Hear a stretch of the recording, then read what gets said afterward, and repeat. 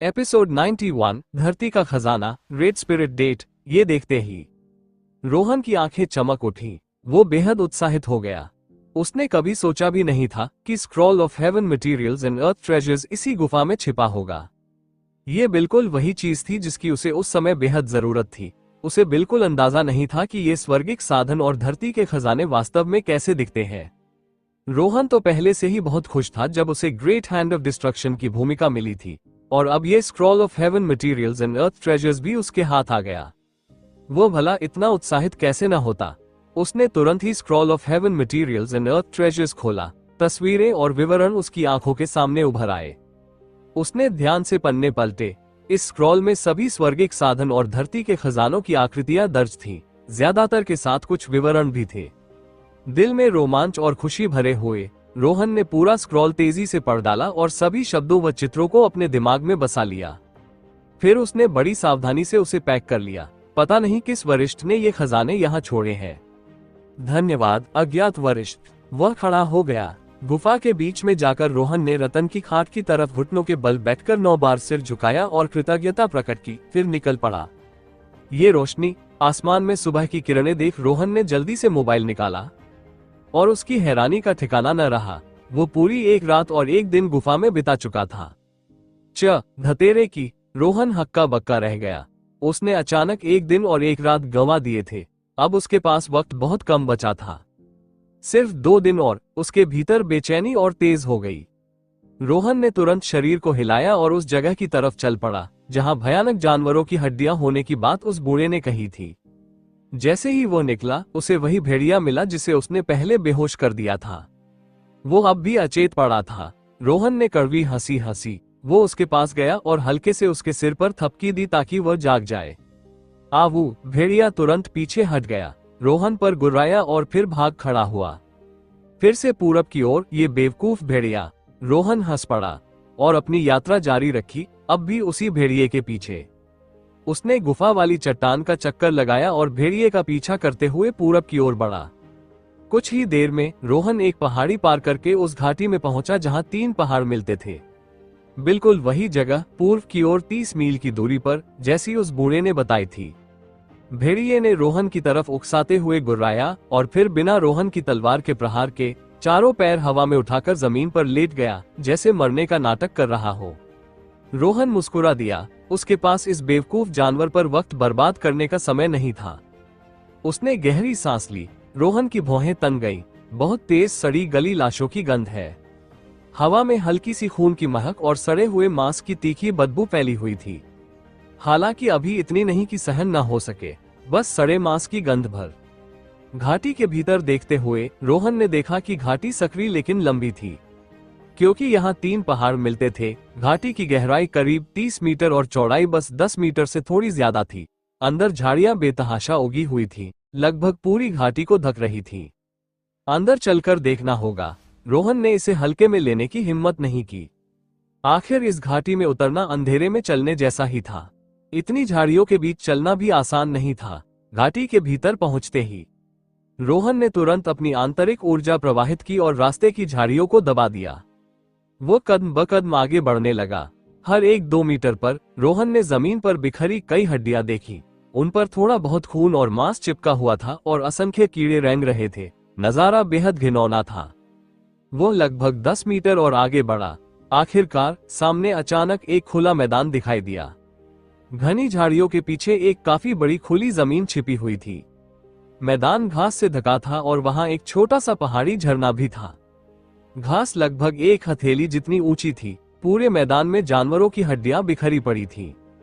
सीने की हड्डियां, टांगों की हड्डियां और खोपड़ियां। इन हड्डियों पर भी खून और मांस के टुकड़े चिपके थे और अनगिनत कीड़े उन पर रेंग रहे थे। यह नजारा बिल्कुल भी इस हरी भरी जगह से मेल नहीं खाता था। इतनी हरी भरी जगह में सड़ी गली लाशों की इतनी तीखी गंध महसूस करना बेहद असहज था। कुछ ठीक नहीं है, ये तो नामुमकिन है। ये देख रोहन ने भौहें सिकोड़ ली और भीतर ही भीतर सतर्क हो गया। यहाँ की शांति उसके सामने मौजूद दृश्य से बिल्कुल उलट थी।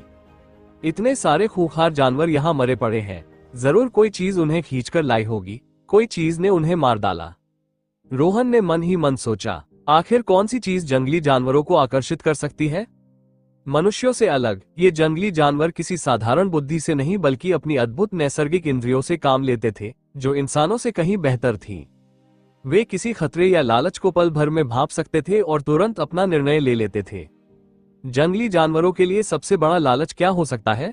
शिकार के अलावा वो था स्वर्ग और धरती की ऊर्जा, जिससे वे और मजबूत हो सकते थे। मतलब यहाँ कोई स्वर्गिक साधन या धरती का खजाना जरूर मौजूद था।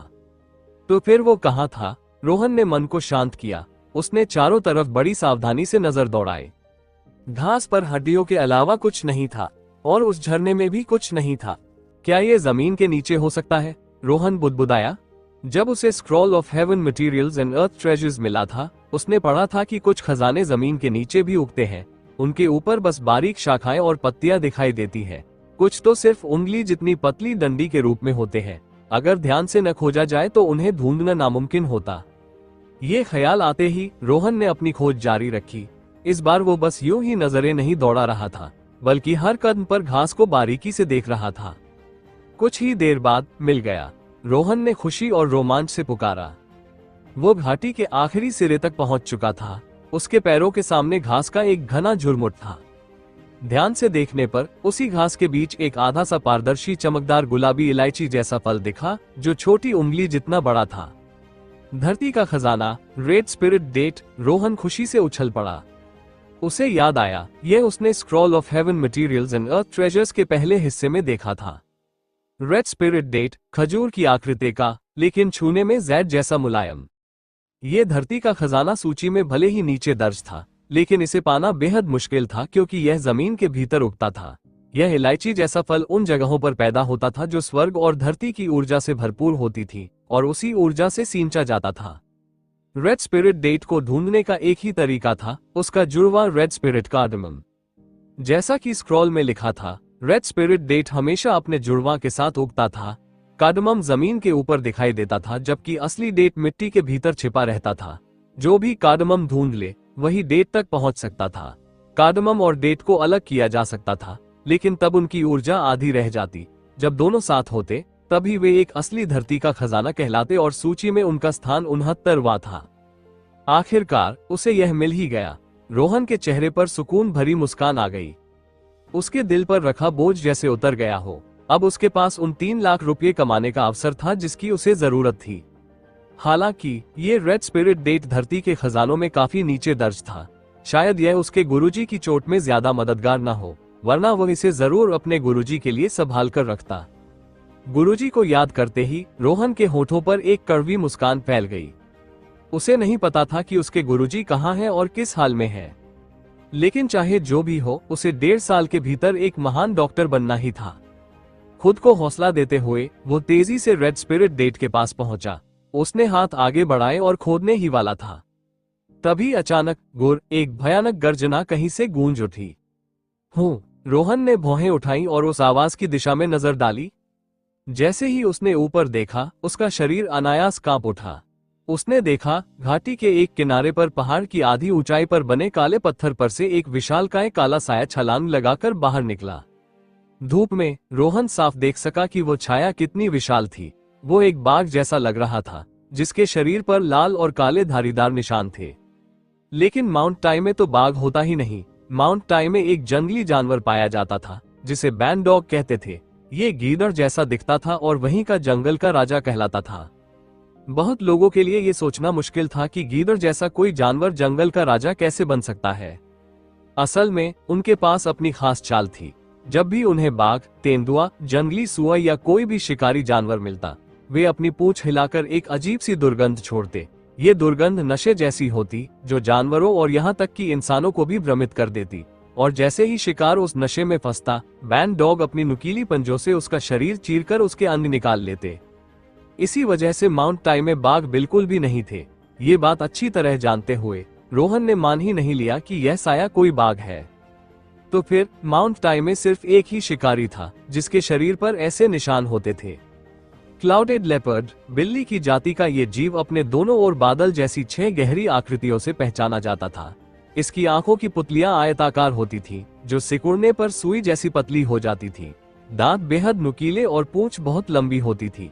इसकी पूंछ और शरीर का अनुपात तकरीबन 4:5 होता था।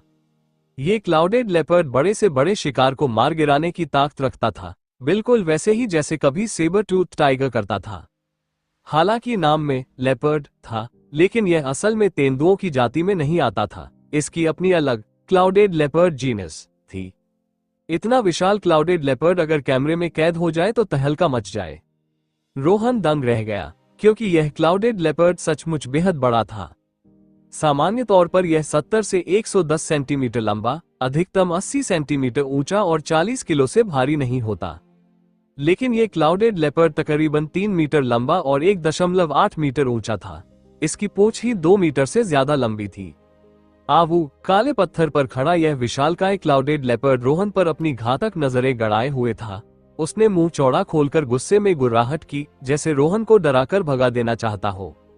अगर नीचे नहीं उतरे तो मैं खोदना शुरू कर दूंगा, रोहन मुस्कुराया।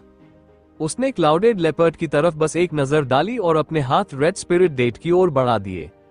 ये देखकर क्लाउडेड लेपर्ड पूरी तरह भड़क उठा। गुर तेज गर्जना के साथ वो विशालकाय जानवर अचानक 7-8 मीटर ऊंचाई से कूद पड़ा और सीधे रोहन पर झपटा। रोहन ने घृणा से ठंडी सांस भरी। क्लाउडेड लेपर्ड उसके पास पहुंचने से पहले ही वो सीधा तनकर खड़ा हो गया और पूरे शरीर में अपनी आंतरिक ऊर्जा भर ली। उसने दाहिना हाथ आगे बढ़ाया और जानवर के जबड़े को थामकर जोर से ऊपर की तरफ धकेल दिया।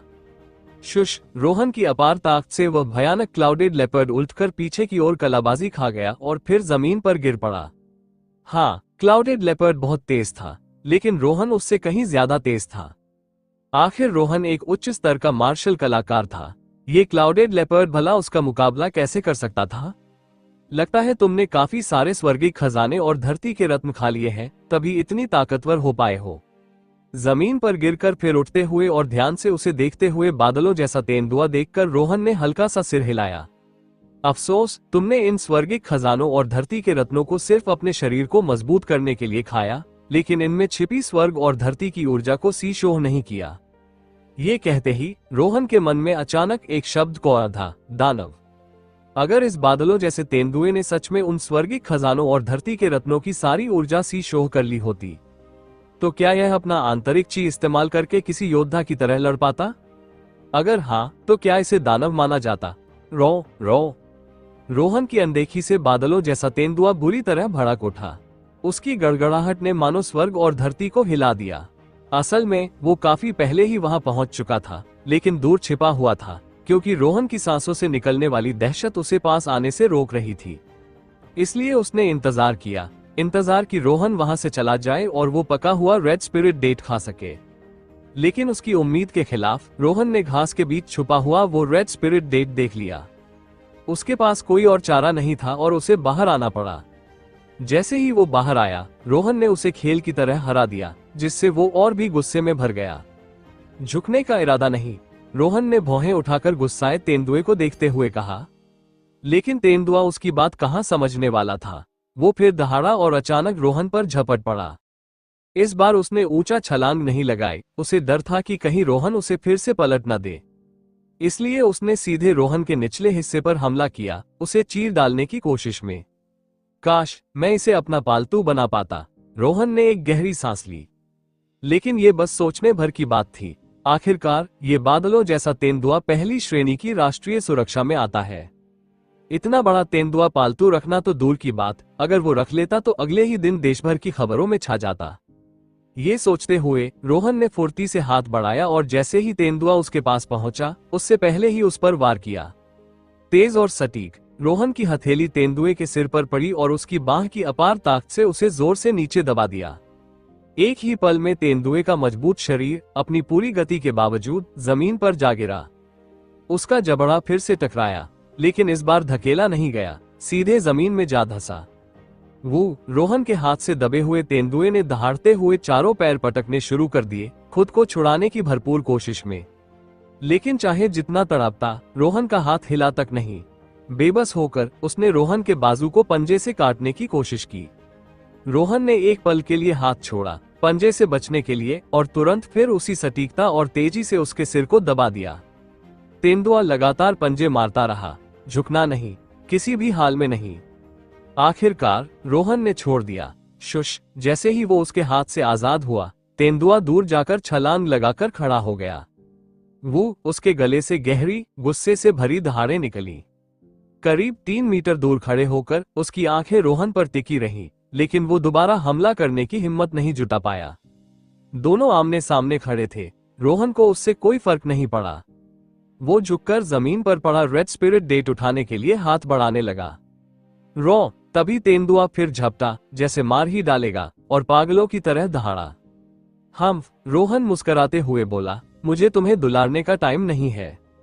जैसे ही उसकी बात पूरी हुई, उसके शरीर से अचानक एक प्रचंड हवा का झोंका निकला, जैसे तूफान उमड़ पड़ा हो और चारों ओर फैल गया। जैसे ही ये शक्तिशाली चीज बाहर निकली, रोहन का रूप स्वरूप तुरंत बदल गया। एक सभ्य और शांत युवक से मानो एक तेज धार वाली तलवार बन गया। रोहन की सांसों को महसूस करते ही बादलों जैसा तेंदुआ बिना सोचे समझे भाग खड़ा हुआ। कुछ कदम दूर जाकर पलटा और रोहन को घूरते हुए फिर दहाड़ा। रोहन ने हल्की सी आंखें संकुचाई, एक चमक सी झलकी। तेंदुआ डरकर जंगल में कूद गया और तेजी से ओझल हो गया। अपना आभामंडल वापस समेटकर रोहन हल्की मुस्कान लिए रेड स्पिरिट डेट खोदने लगा, जैसा कि scroll of heaven materials and earth treasure में लिखा था। थोड़ी सावधानी से मिट्टी हटाते हुए रोहन ने इलायची के नीचे अंगूठे जितना बड़ा, खजूर के आकार का चमचमाता लाल पल खोज निकाला। वो पल इलायची से जुड़ा हुआ था और देखने में बेहद खूबसूरत लग रहा था। इसे देखकर तो कोई इसे जैड की सजावट समझ ले, रोहन ने रेड स्पिरिट डेट को देखकर मुस्कुराते हुए कहा। माउंट टाई की इस लंबी यात्रा का लक्ष्य आखिरकार पूरा हो गया था। इस रेड स्पिरिट डेट को हाथ में लेकर अब उसके पास 2,70,000 रुपये का कर्ज उतारने का मौका था। पहले देखता हूं इस रेड स्पिरिट डेट की खासियत क्या है। वो उठ खड़ा हुआ। रोहन ने धूप में रेड स्पिरिट डेट को गौर से देखा, लेकिन कोई खास बात नजर नहीं आई। फिर उसने उसे हथेली पर रखा और महसूस करना शुरू किया। जैसे ही उसने ध्यान केंद्रित किया, उसकी अत्यंत स्पर्श शक्ति और आंतरिक ची की अनुभूति साथ ही सक्रिय हो गई। आंतरिक ची की शक्ति से रोहन ने साफ देखा कि उस रेड स्पिरिट डेट के अंदर एक छोटी सी बंधी हुई स्वर्ग और धरती की ऊर्जा तैर रही है। अत्यंत स्पर्श शक्ति से रेड स्पिरिट डेट की स्थिति पूरी तरह उसकी आंखों के सामने स्पष्ट हो गई। वो एक लाल आभा थी, जैसे कोई मोमबत्ती जल रही हो, लेकिन उतनी चकाचौंध नहीं। वाकई इसमें स्वर्ग और धरती की ऊर्जा मौजूद है। महसूस करने के बाद रोहन ने संतोष में सिर हिलाया और एक गहरी राहत की सांस ली। ये सब उसके पुराने मास्टर की बीमारी को ठीक करने के लिए था, वरना न वो दवा की पढ़ाई करता, न अगस्त्य से मिलता, और न ही माउंट टाई में स्वर्गिक खजानों और धरती के रत्नों की खोज में आता। अब ये रेड स्पिरिट डेट मास्टर की बीमारी को ठीक नहीं कर सकता, लेकिन रोहन की चिकित्सा विद्या को आगे बढ़ाने में मदद जरूर करेगा। इससे वो और ज्ञान प्राप्त कर सकेगा ताकि भविष्य में मास्टर को ठीक करने के लिए तैयार हो। समय बहुत कम है, मुझे निकलना चाहिए। गुफा में 1 दिन और 1 रात साधना करने के बाद उसके पास सिर्फ 2 दिन बचे थे। पहाड़ से बाहर निकलने में आधा दिन लगेगा और फिर अहमदाबाद लौटने में पूरा 1 दिन। रोहन जरा भी वक्त बर्बाद नहीं करना चाहता था। उसने सावधानी से रेड स्पिरिट डेट को पैक किया और तुरंत निकल पड़ा। मोबाइल पर बने नक्शे के सहारे रोहन तेजी से माउंट टाई से बाहर निकलने लगा। बस 2 पहाड़ियां और बाकी है। कई पहाड़ पार करने के बाद रोहन रुका और नक्शा गौर से देखा। उसके सामने 2 पहाड़ियां और एक गांव था। वही रोहन का मंजिल था। आखिरकार वो माउंट टाई में चोरी छुपे आया था। अगर वो टूरिस्ट एरिया से बाहर निकलता और किसी ने देख लिया कि वो गैर कानूनी तरीके से माउंट टाई में घुसा था, तो मुसीबत हो सकती थी। इसलिए रोहन को पहले उस पहाड़ी गांव पहुंचना था और वहीं से सवारी पकड़नी थी। वो थोड़ी देर आराम करने के बाद आगे बढ़ गया। कुछ ही देर में रोहन नक्शे में दिखाए गए गांव में पहुंच गया। ये गांव छोटा था, मुश्किल से 20 घरों का, लेकिन बाकी पहाड़ी गांवों की तुलना में कहीं ज्यादा चहल पहल वाला लग रहा था। माउंट टाई के करीब होने की वजह से यहाँ बाहर से लोग अक्सर आते जाते थे। यहाँ से संगठित यात्राएं होती थीं, लेकिन सिर्फ आसपास के इलाकों तक, गहरे पहाड़ों में नहीं। कई लोग यहाँ से कुछ पत्थर तोड़कर घर ले जाते थे, उन्हें शुभ और रक्षक मानते हुए। माउंट टाई के पत्थरों को घर की रक्षा के लिए सबसे अच्छा माना जाता था, और अगर उन पर माउंट टाई स्टोन टैबलेट खुदा हो तो और भी बढ़िया। जहां तक रोहन जानता था, माउंट टाई के पत्थरों की खुदाई काफी पहले ही बंद कर दी गई थी। आजकल जो भी पत्थर माउंट टाई के नाम पर बिकते हैं, उनमें से ज्यादातर असली नहीं होते। पता नहीं यहाँ स्टेशन होगा भी या नहीं। रोहन ने खुद से बुदबुदाते हुए हल्की हंसी उड़ाई। इतने छोटे गांव में भला स्टेशन कहाँ? हाँ, बसें जरूर चलती होंगी, वरना इतनी भीड़भाड़ क्यों होती।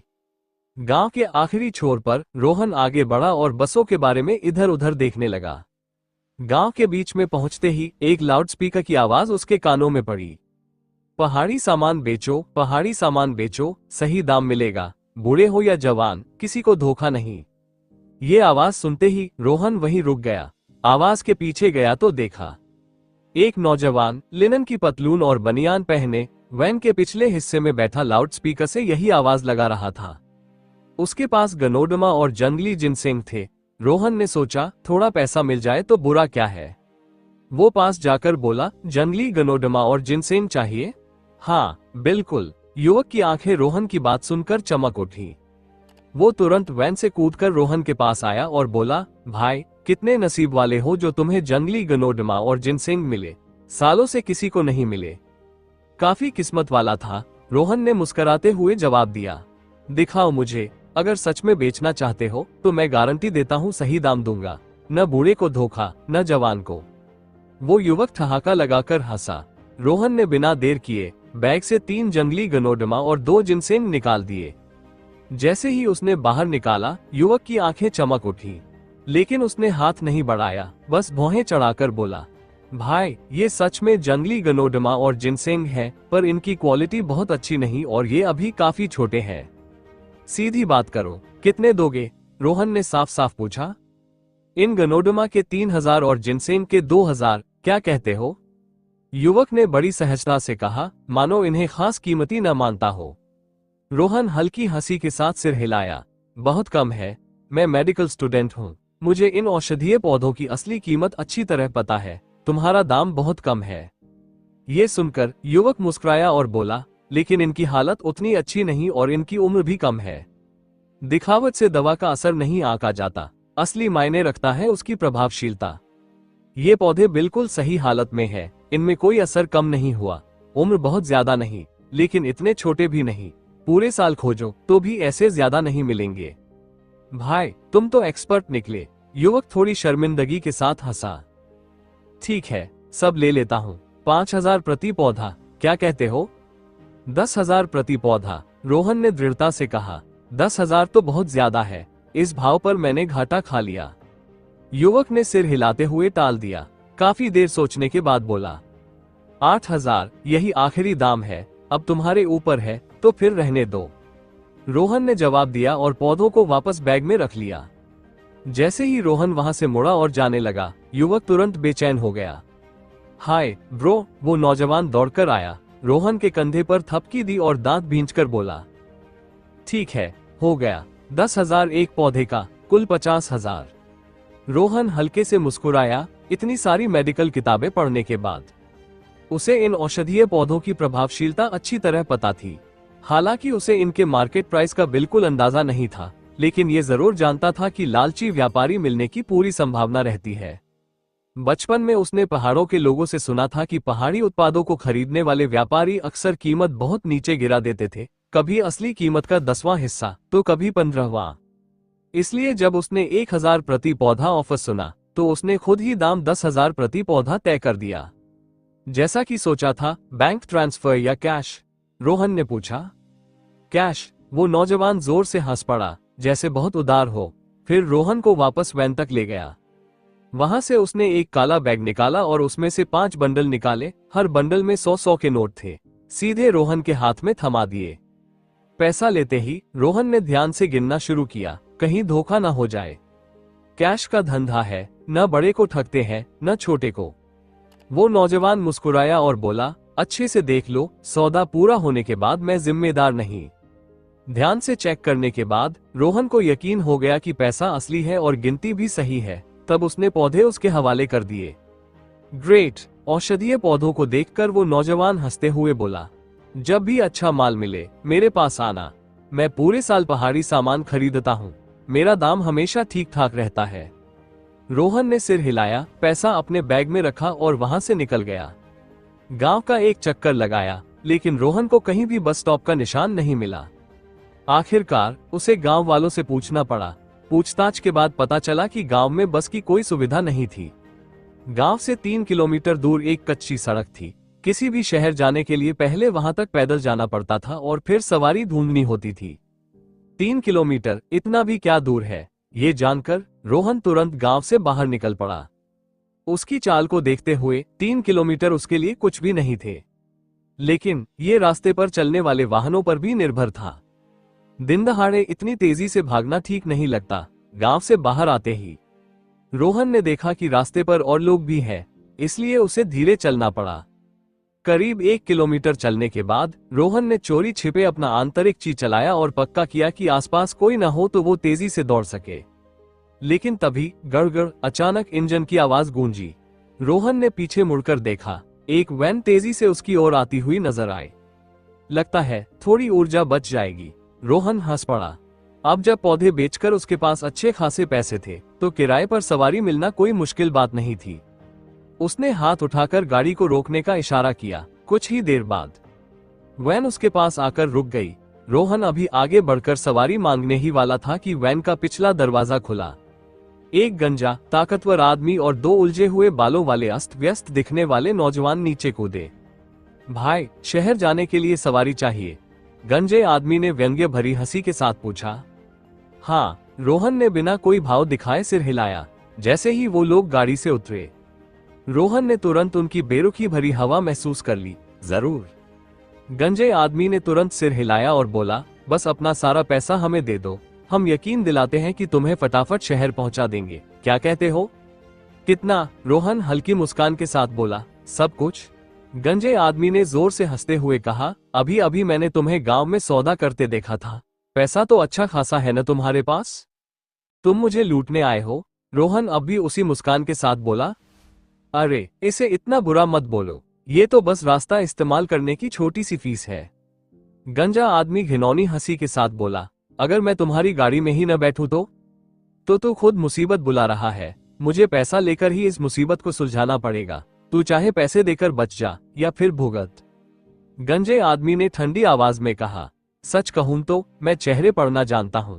तुम्हारे माथे पर काला साया है जो किसी बड़े जानलेवा संकट का संकेत देता है। क्यों ना तुम मुझे कुछ पैसे दो, मैं तुम्हारी ये समस्या हल कर दूं। रोहन मुस्कुराते हुए बोला, हूं। गंजे आदमी ने ठंडी सांस छोड़ी और पास खड़े दोनों नौजवानों से नजर मिलाई, फिर धमकाया, लगता है तुझे प्यार से समझ नहीं आ रहा, अब तू पिटाई ही चाहता है क्या? इतना कहते ही तीनों ने एक साथ मुठियां भींची और रोहन पर हमला कर दिया। लेकिन उनकी मुठियां पहुंचने से पहले ही थप धमाके की आवाज आए। रोहन ने बिजली की तरह वार करते हुए एक नौजवान के पेट पर मुक्का जड़ दिया। वो बेचारा कराह भी न सका और सीधा जमीन पर गिर पड़ा। एक निपटा। रोहन ने दोनों हाथ आगे बढ़ाए। गंजे आदमी और दूसरे नौजवान की मुठियां उसने अपनी पकड़ में ले ली। मेरी चेहरे पढ़ने की कला न बड़े को धोखा देती है न छोटे को, तुम क्यों नहीं मानते? रोहन बड़बड़ाया और फिर ताकत लगाकर दोनों को जमीन पर पटक दिया। उसके बाद वो गंजे आदमी के ऊपर बैठ गया। दोनों नौजवान झटपट उठे और फिर से रोहन पर टूट पड़े। रोहन ने घृणा से हल्की आवाज निकाली। वो पीछे की ओर झुका और उनके मुक्कों से बच गया। फिर उनके टखनों को पकड़कर जोर से खींचा। दोनों धड़ाम से गिर पड़े। छोरे, तू मौत को दावत दे रहा है। गंजा आदमी गुस्से से गरजते हुए उठने लगा। धप। रोहन ने अचानक उसके गंजे सिर पर जोरदार थप्पड़ मारा। अब यकीन आया कि मौत का साया तुम्हारे सिर पर मंडरा रहा है। बोलो, तुम्हें किसने भेजा? गंजा आदमी गुस्से से तमतमा उठा और फिर से उठने की कोशिश करने लगा। इसी बीच दोनों नौजवान फिर से उठे और रोहन की ओर दौड़े।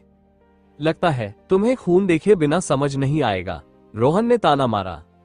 वो अचानक उठा, बिजली की तरह पहले बाएं वाले नौजवान पर सिर्फ अपनी 1% ताकत से मुक्का मारा। फिर पलक झपकते ही दाएं वाले की तरफ बढ़ा और उसकी गर्दन पर जबरदस्त किक मारकर उसे बेहोश कर दिया। दोनों अब जमीन पर पड़े उठने लायक भी नहीं बचे। हरामी। गंजा आदमी बड़बड़ाता हुआ खड़ा हुआ और रोहन के सिर पर जोरदार मुक्का जड़ने के लिए झपटा।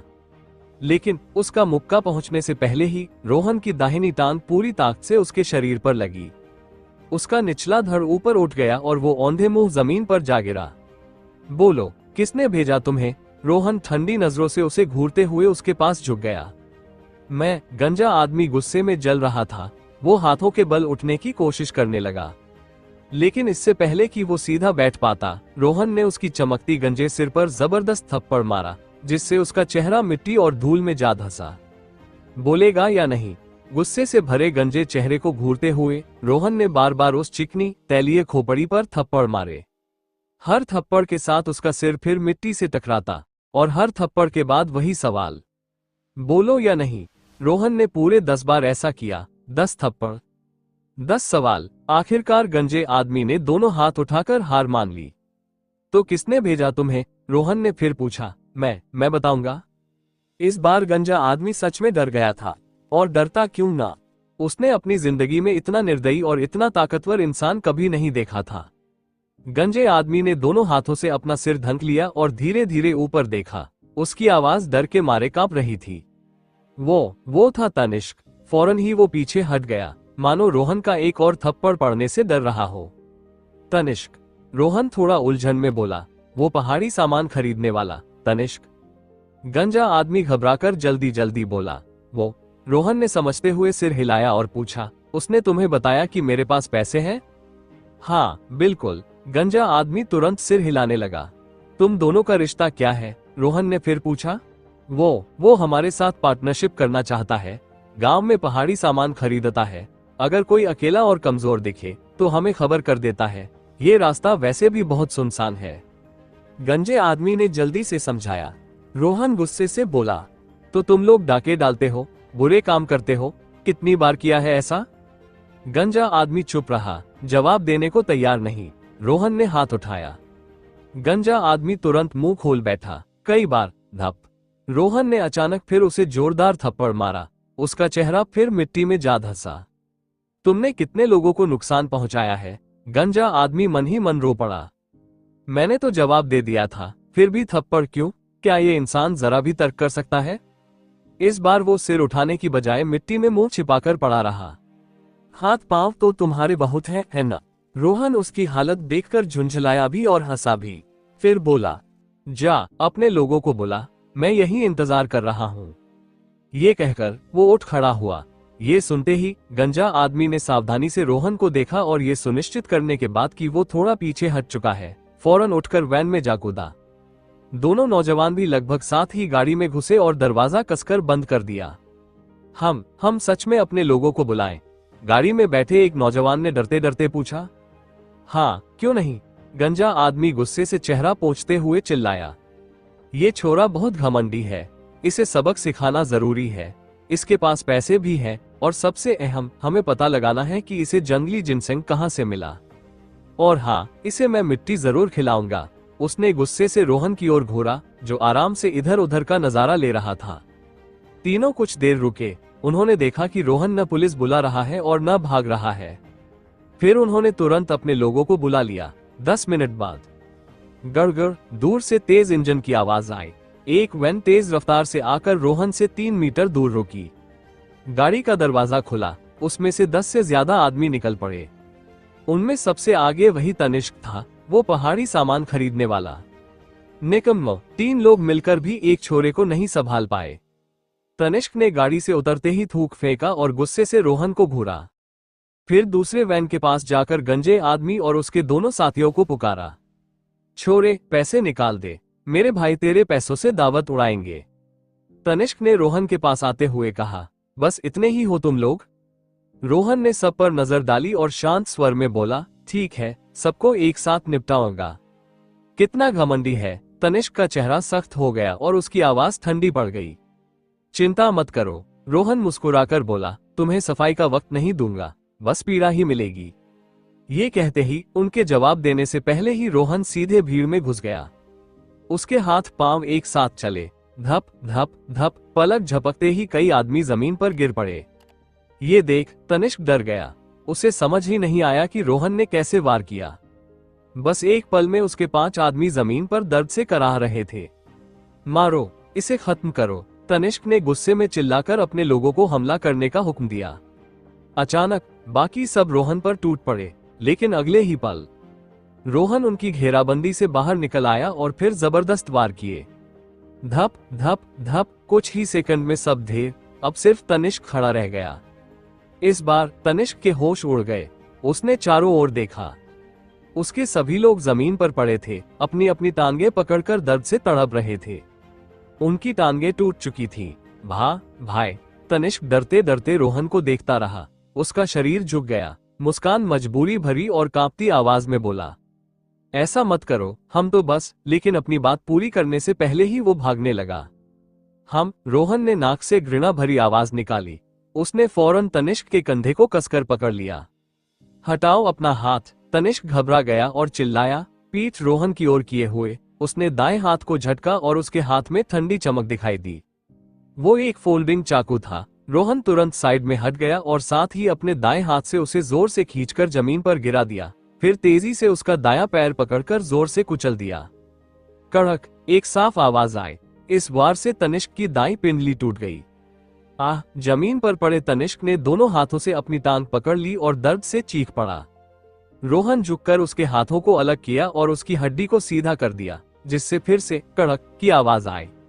छेड़ना मत, रोहन ने ठंडी आवाज में कहा, जब तनिष्क फिर से हिलने की कोशिश कर रहा था। डर से तनिष्क तुरंत जम गया। इसके बाद रोहन बाकी लोगों के पास गया और उनकी टूटी हुई हड्डियां भी एक एक कर ठीक कर दी। उसने सब पर ठंडी नजरों से निगाह डाली। मैंने तुम्हारी हड्डियां सीधी कर दी ताकि तुम लंगड़े न बनो। ये तुम्हारे लिए सबक है। इस दर्द को और आज जो हुआ है उसे याद रखना। अगर दोबारा गलत काम करने की हिम्मत की तो अगली बार तुम्हारी एक टांग जाएगी। क्लियर क्लियर, जमीन पर पड़े लोग कराहते हुए बोले। जोर से क्लियर, उन्होंने दांत भींचकर पूरी ताकत से चिल्लाया। इस नौजवान ने उन्हें ऐसा डर दिखाया था जो उम्र भर उनका पीछा करेगा। इतने मासूम से चेहरे के पीछे उसके तरीके इतने बेरहम थे।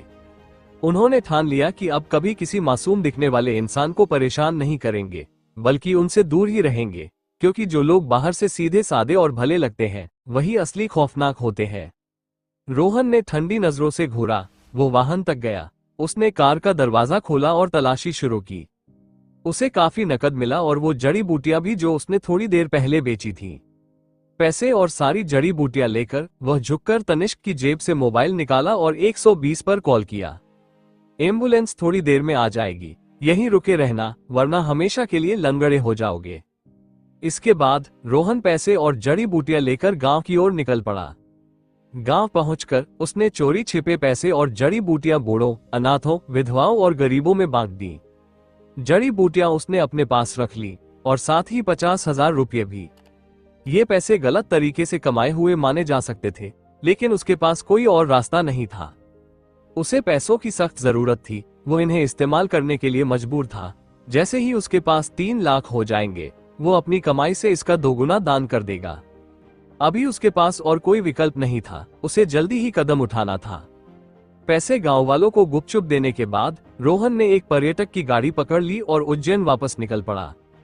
शहर के बीच पहुंचकर वो रुका नहीं, सीधे रेलवे स्टेशन गया, टिकट लिया और अहमदाबाद जाने वाली ट्रेन पकड़ ली।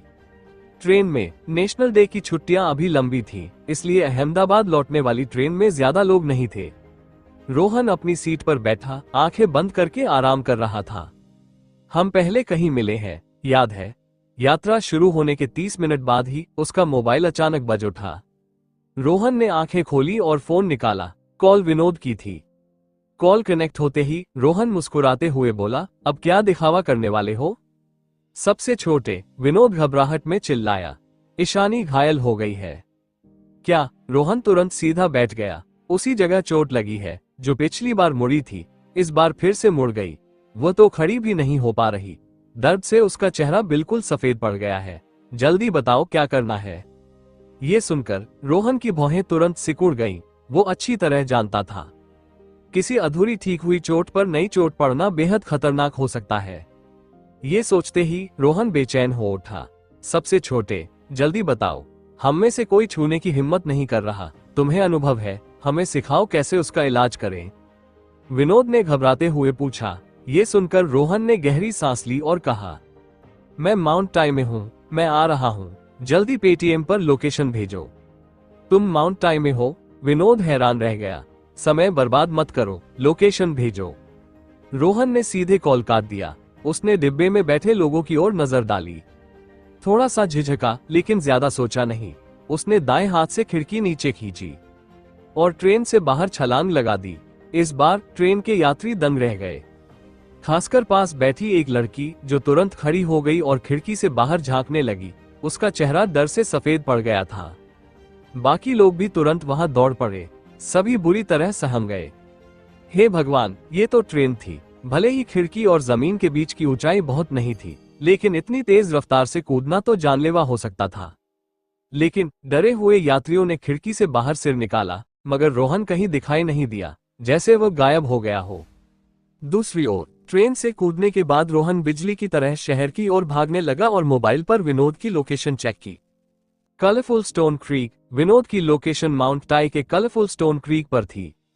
मैप जूम करके देखते ही रोहन तुरंत दिशा बदलकर कलरफुल स्टोन क्रीक की ओर दौड़ पड़ा।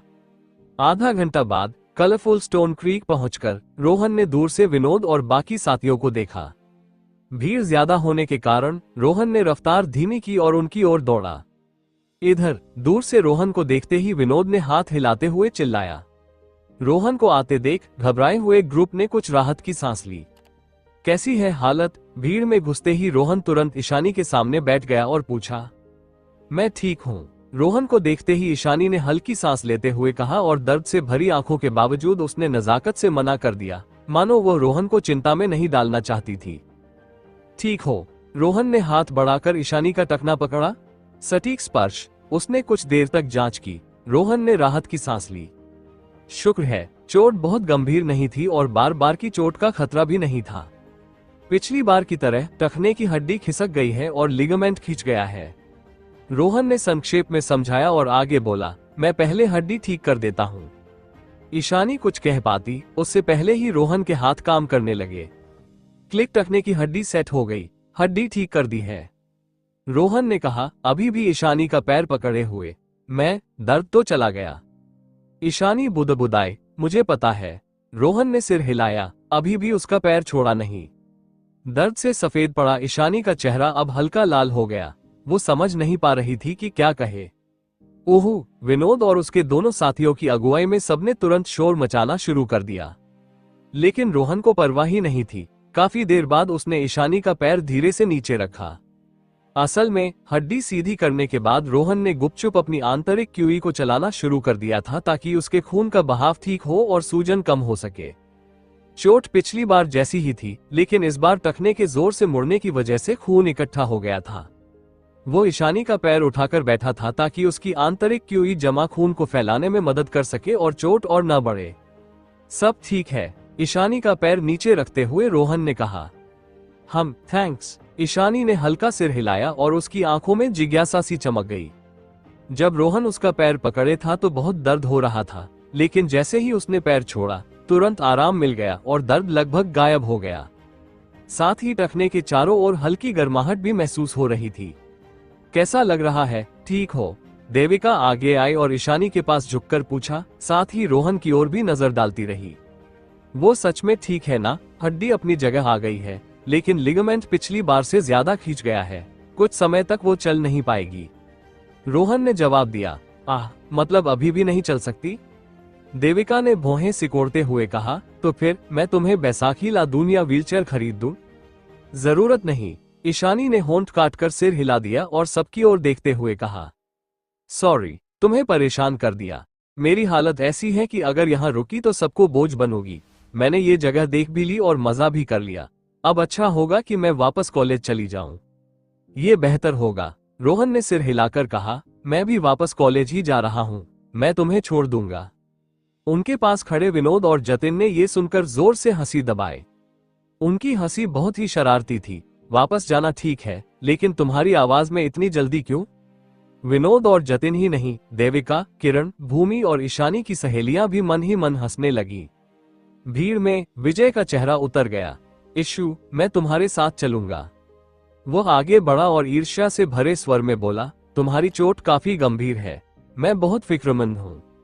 मेरा ख्याल है, देविका खड़ी हुई और बोली, किरण, भूमि और मैं इशू के साथ वापस जाएंगे। कॉलेज में उसकी देखभाल करने वाला और कोई नहीं होगा, हो सकता है वो भूखी रह जाए। भीड़ ने सिर हिलाकर सहमति जताई। हम हैं ना, विजय को वापस जाने की जरूरत नहीं। वैसे भी तुम्हारा कॉलेज में कोई ज्यादा काम नहीं है, बेहतर होगा कि तुम बाकी दोस्तों के साथ कुछ और दिन बिता लो। देविका ने आगे कहा। ये सुनकर विजय बहुत कुछ कहना चाहता था, लेकिन इतने लोगों के सामने उसके पास सही शब्द ही नहीं थे। वो चुप रह गया। मैं टिकट बुक करता हूँ। फैसला होते ही रोहन ने सबके ID नंबर लिए और मोबाइल से टिकट बुक करने लगा। इस बार रोहन ने पैसे बचाने के बारे में सोचा ही नहीं। जितनी जल्दी उतना अच्छा, सीधे बुलेट ट्रेन की बिजनेस क्लास। टिकट रिजर्व होते ही बाकी सबने रोहन, ईशानी, देविका और उसकी सहेलियों को हाई स्पीड रेलवे स्टेशन तक पहुंचाया। बहुत जल्दी सब स्टेशन के वेटिंग हॉल में पहुंच गए। सबसे छोटे सामने चलते हुए जतिन ने धीरे से रोहन से पूछा, तुम तो बड़े चालाक निकले, हमें बताना भी जरूरी नहीं समझा कि आ रहे हो? हॉस्पिटल की ड्यूटी के बाद कुछ काम नहीं था, इसलिए चला आया। रोहन ने झूठ बोला, मैंने सोचा चुपचाप आकर तुम्हें सरप्राइज दूं, लेकिन अचानक कुछ काम पड़ गया, इसलिए अब लौटना पड़ रहा है। बकवास। विनोद पास आकर शरारती मुस्कान के साथ बोला, मेरे हिसाब से तो सबसे छोटा यहाँ आया ही था ब्यूटी को बचाने के लिए, और फिर ब्यूटी को घर तक छोड़कर आएगा। एकदम सही टाइमिंग। हमें भी सबसे छोटे से सीखना चाहिए। रोहन बेबसी से मुस्कुराया। उसने उन तीनों की उटपटांग बातें नजरअंदाज कर दी। टिकट लेने के बाद आधा घंटा वेटिंग हॉल में रुकने के बाद रोहन और उसके साथी टिकट चेकिंग पार करके सबकी नजरों के सामने हॉल में दाखिल हुए। बुलेट ट्रेन में चढ़ने के बाद उसे लेटा दो, मैं जाकर आइस पैक लेकर आता हूँ। रोहन ने तुरंत सीट को फ्लैट कर दिया और देविका और भूमि से कहा, जो ईशानी को सहारा दे रही थी। फिर वो मुड़कर बाहर चला गया। कैसा लग रहा है? अभी भी दर्द हो रहा है? ईशानी को लेटाते ही किरण ने आगे बढ़कर पूछा। इतना भी बुरा नहीं है, मैं सह सकती हूँ, ईशानी ने जवाब दिया। अच्छा है, किरण ने सिर हिलाते हुए कहा। स्कूल वापस पहुंचकर अच्छे से अस्पताल में चेकअप करवाना और दवा लेना। छुट्टियों के खत्म होने से पहले ठीक हो जाना चाहिए, वरना अगर हमारी स्कूल की ब्यूटी सबके सामने लंगड़ाते हुए क्लास में जाएगी तो बहुत बुरा लगेगा। मतलब? सीट घुमाते हुए देविका ने आंखें घुमाकर कहा। एक कदम 1.7 मीटर का और अगला 1.6 मीटर का। उसके सवाल पर चारों लड़कियां जोर से हंस पड़ी। दृश्य वाकई बहुत मजेदार था। तुम लोग मानो या ना मानो, स्टूडेंट रोहन बिल्कुल सही समय पर आया। इशू के चोट लगते ही वो आ पहुंचा। भूमि ने अचानक कहा, मुझे लगा था वो माउंट टाई आएगा ही नहीं। देविका ने ईशानी की ओर थोड़ा मतलब भरी नजर से देखा। मुझे नहीं पता, ईशानी हल्की मुस्कान के साथ बोली। अगर तुम्हें नहीं पता तो हमें कैसे पता होगा? किरण ने हंसते हुए कहा। क्या ये वही टेलीपैथी नहीं है? वरना चोट लगते ही वो ऐसे अचानक कैसे आ जाता? देविका ने चिढ़ाया। हम बहुत मुमकिन है। किरण और भूमि ने एक साथ गंभीरता से सिर हिलाते हुए हामी भरी। बकवास मत करो, ईशानी ने धीमे स्वर में कहा। चेहरा लाल हो गया था। उसी समय रोहन आइस बैग लेकर आ गया। वो सीधे ईशानी की सीट के पास पहुंचा। तुम्हें मोच आई है और नसों में अभी भी खून बह रहा है। ये आइस बैग लगाओ ताकि सूजन और चोट दब सके। ये कहते हुए रोहन ने धीरे से ईशानी के मुड़े हुए टखने पर आइस बैग रख दिया। थैंक यू, ईशानी ने हल्की आवाज में कहा। यो वेलकम। रोहन मुस्कुराते हुए बोला, ज्यादा हिलो मत, इसे कुछ देर ऐसे ही रहने दो जब तक ज्यादा ठंडा न लगे। चिंता मत करो, इसे मुझे करने दो, आखिर हम भी मेडिकल स्टूडेंट्स हैं, ये मेरे लिए मुश्किल नहीं है। देविका ने कहा। ठीक है। रोहन ने सिर हिलाया और फिर ईशानी से पूछा, तुमने लंच नहीं किया है ना? अब जब तुमने याद दिलाया तो अचानक बहुत भूख लगने लगी। किरण ने अपना पेट पकड़ते हुए कहा। हाँ, मुझे भी, पर किसी ने मुझसे क्यों नहीं पूछा? भूमि ने चेहरे पर गंभीरता बनाए रखी, लेकिन उसकी आंखों में मुस्कान झलक रही थी। ठीक है, मैं पूछता हूं कि खाना कब मिलेगा। रोहन ने सिर हिलाया और बाहर चला गया। किसी ने कभी मेरी देखभाल नहीं की और अचानक कोई करने लगे तो मुझे अजीब सा लग रहा है। देविका ने ईशानी की ओर देखते हुए मजाक किया। हमारी किस्मत है कि हम कैंपस क्वीन इशू के साथ जुड़े हैं, कितनी लकी है हम। भूमि ने मुस्कुराते हुए ईशानी से कहा। फायदा उठाना भी तो हमारी ही ताकत है ना? देविका ने जवाब दिया। किरण बस मुस्कुराते हुए ईशानी को देखती रही, लेकिन कुछ नहीं बोली। कुछ कहने की जरूरत भी नहीं थी। ईशानी ने आंखें बंद कर ली और सोने का नाटक करते हुए उन्हें नजरअंदाज कर दिया। कोई तो अब चुप्पी साध कर बहरा बन रहा है, भूमि ने कहा। ईशानी का चेहरा और भी लाल हो गया। उसी समय रोहन 5 फ्री लंच लेकर वापस आ गया। आखिरकार तुम आ ही गए। हमारी इशू तुम्हारा बड़ी बेचैनी से इंतजार कर रही थी। रोहन को देखते ही देविका ने तुरंत चिढ़ाया। ईशानी ने आंखें खोलकर देविका को हल्की सी डांट भरी नजर से देखा, लेकिन देविका पर कोई असर नहीं हुआ। रोहन हंस पड़ा। लंच के बाद रोहन ने ईशानी की बड़ी देखभाल की, वहीं देविका और बाकी दोनों जोर जोर से हंसते और मजाक करते रहे, जिससे रोहन और ईशानी दोनों और भी ज्यादा शर्मिंदा हो गए। आखिरकार वो लोग पहुंच गए। देविका और किरण ने ईशानी को सहारा देकर ट्रेन से उतारा, फिर वो सीधा टैक्सी लेकर स्कूल लौट आए। कुछ ही देर में taxi Ahmedabad university of Indian medicine के गेट पर आकर रुकी। रोहन, हमारे लिए इशू को संभालना बहुत मुश्किल हो रहा है। हमें बार बार उसके पैर को छूना पड़ता है। क्यों ना तुम ही उसे उठा लो? देविका ने खिले हुए फूल जैसी मुस्कान के साथ कहा। जरूर। रोहन ने बिना ज्यादा सोचे तुरंत हामी भर दी। ईशानी का पैर अभी मुश्किल से हिल रहा था। सहारा लेकर चलना भी परेशानी बढ़ा सकता था, और किसी लड़की का ऐसे कूदते फांदते चलना अच्छा भी नहीं लगता। पूरे रास्ते ईशानी चुप रही। गाड़ी से उतरते ही रोहन ने ईशानी को अपनी पीठ पर उठा लिया और देविका, किरण और भूमि के साथ स्कूल गेट की ओर चल पड़ा। जैसे ही वो गेट पर पहुंचा, रोहन अचानक रुक गया। आगे देखते हुए वो ठिठक गया। उसने देखा एक लड़की स्कूल से बाहर निकल रही थी। जैसे ही रोहन की नजर उस लड़की पर पड़ी, उसी पल लड़की ने भी उसे देखा। बस एक नजर डालते ही वो सन्न रह गई। लड़की को देखते हुए रोहन ने धीरे से ईशानी को नीचे उतारा। उलझन में ईशानी ने भी ऊपर नजर उठाए, हैरान परेशान। उसने देखा एक बहुत सुंदर लड़की, साधारण ड्रेस में, बौद्धिक और कम सिन। उसी पल लड़की की नजर रोहन के चेहरे से हटकर ईशानी पर गई। उसने ऊपर से नीचे तक उसे ध्यान से देखा। आखिर में दोनों की नजरें मिली। उनकी आंखों में उलझन थी, सवाल थे, और जैसे कोई जवाब ढूंढ रही हो। जिंदगी में पहली बार रोहन हिचकिचाया। उसकी नजरें सामने खड़ी लड़की और ईशानी के बीच घूम रही थी, लेकिन वो समझ नहीं पा रहा था कि क्या कहे। लेकिन तभी एक दूसरे को देखने के बाद लड़की और ईशानी दोनों ने एक साथ रोहन की ओर देखा। दोनों के चेहरों पर उलझन थी। दोनों जैसे उससे पूछ रही हो, ये कौन है? तुम यहाँ क्या कर रही हो? रोहन ने सामने खड़ी लड़की से मुस्कुराते हुए पूछा। बहुत अपनापन भरा अभिवादन, लेकिन उसकी हैरानी की बात यह थी कि लड़की ने कोई जवाब नहीं दिया, बल्कि पास आकर हल्के से रोहन के बाजू पर मुक्का मारते हुए बोली, बुरा नहीं है, इतनी जल्दी इतनी सुंदर कॉलेज मेट बना ली। अरे, क्या हम एक दूसरे को पहले से नहीं जानते? रोहन ने मुस्कुराते हुए लड़की की ओर देखा, फिर मुड़कर ईशानी से उसका परिचय कराया। ये मेरी हाई स्कूल की क्लासमेट है, अस्मिता। फिर उसने अस्मिता की ओर देखा और बोला, ये मेरी क्लासमेट है ईशानी, और ये है उसकी रूममेट्स देविका, किरण और भूमि। हाय, अस्मिता ने चारों की ओर मुस्कुराते हुए सिर हिलाया। हेलो, ईशानी ने जवाब दिया। क्या तुम्हें चोट लगी है?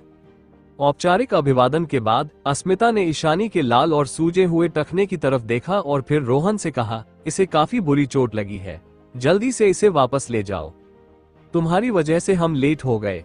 रोहन मुस्कुराया। उसने ईशानी को फिर से अपनी पीठ पर उठाया और लड़कियों के हॉस्टल की ओर चल पड़ा। अस्मिता पीछे पीछे आई। रास्ते भर किसी ने कुछ नहीं कहा। माहौल थोड़ा अजीब था। सब लोग ईशानी के हॉस्टल पहुंच गए। तुम लोग तो बहुत समय बाद मिले हो, जाओ और बात करो, मैं यहाँ देविका के साथ ठीक रहूंगी।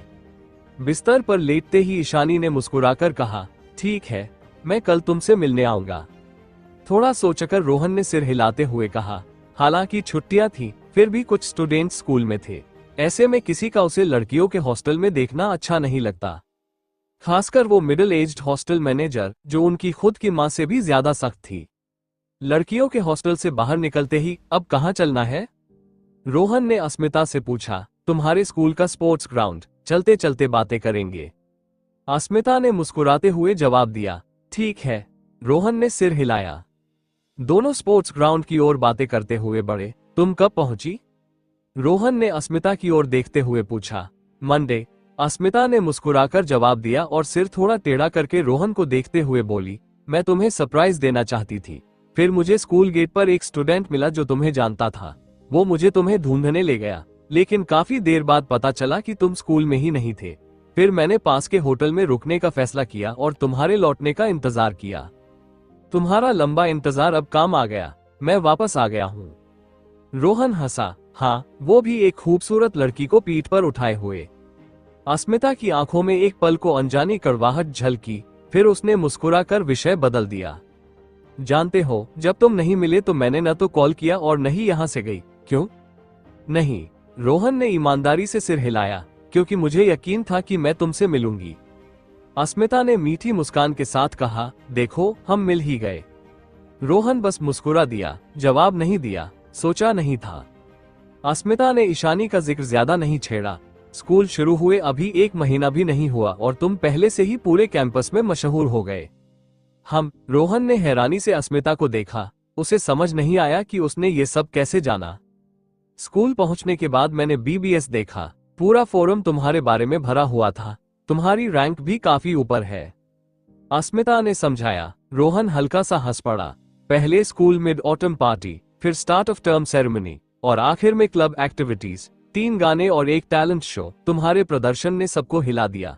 रोहन, तुम आज भी वैसे ही हो, बल्कि हाई स्कूल वाले तुम्हारे वक्त से भी बेहतर। अब तो मैं तुम्हें पहचान ही नहीं पाती। दूर देखते हुए अस्मिता पुरानी यादों में खो गई। उसकी आवाज में हल्की सी कसक थी। रोहन, मैंने तुम्हारा गाना सुने हुए बहुत वक्त हो गया। एक गाना सुनाओगे? क्या सुनना चाहती हो? रोहन ने नरमी से पूछा। शुई म्यूनायन हुआ का मिडिल स्कूल डेज। रोहन ने सिर हिलाया। वो इस गाने को जानता था। हल्की सांस लेते हुए उसने गाना शुरू किया। खेल मैदान के बीच से गुजरते हुए, बारिश में भीगते हुए, मेरा शर्मीला तुम कब से इतना अकेला हो गया, कोने में चुपचाप रोते हुए। स्पोर्ट्स ग्राउंड पर रोहन की आवाज बहुत सुरीली लग रही थी। दोनों साथ साथ चल रहे थे। अस्मिता चुप थी, न हंस रही थी न कुछ कह रही थी। वो बस रोहन के चेहरे को देख रही थी, होठों पर हल्की मुस्कान लिए। पूरा गाना 3 मिनट रोहन गाता रहा और अस्मिता उसे देखती रही।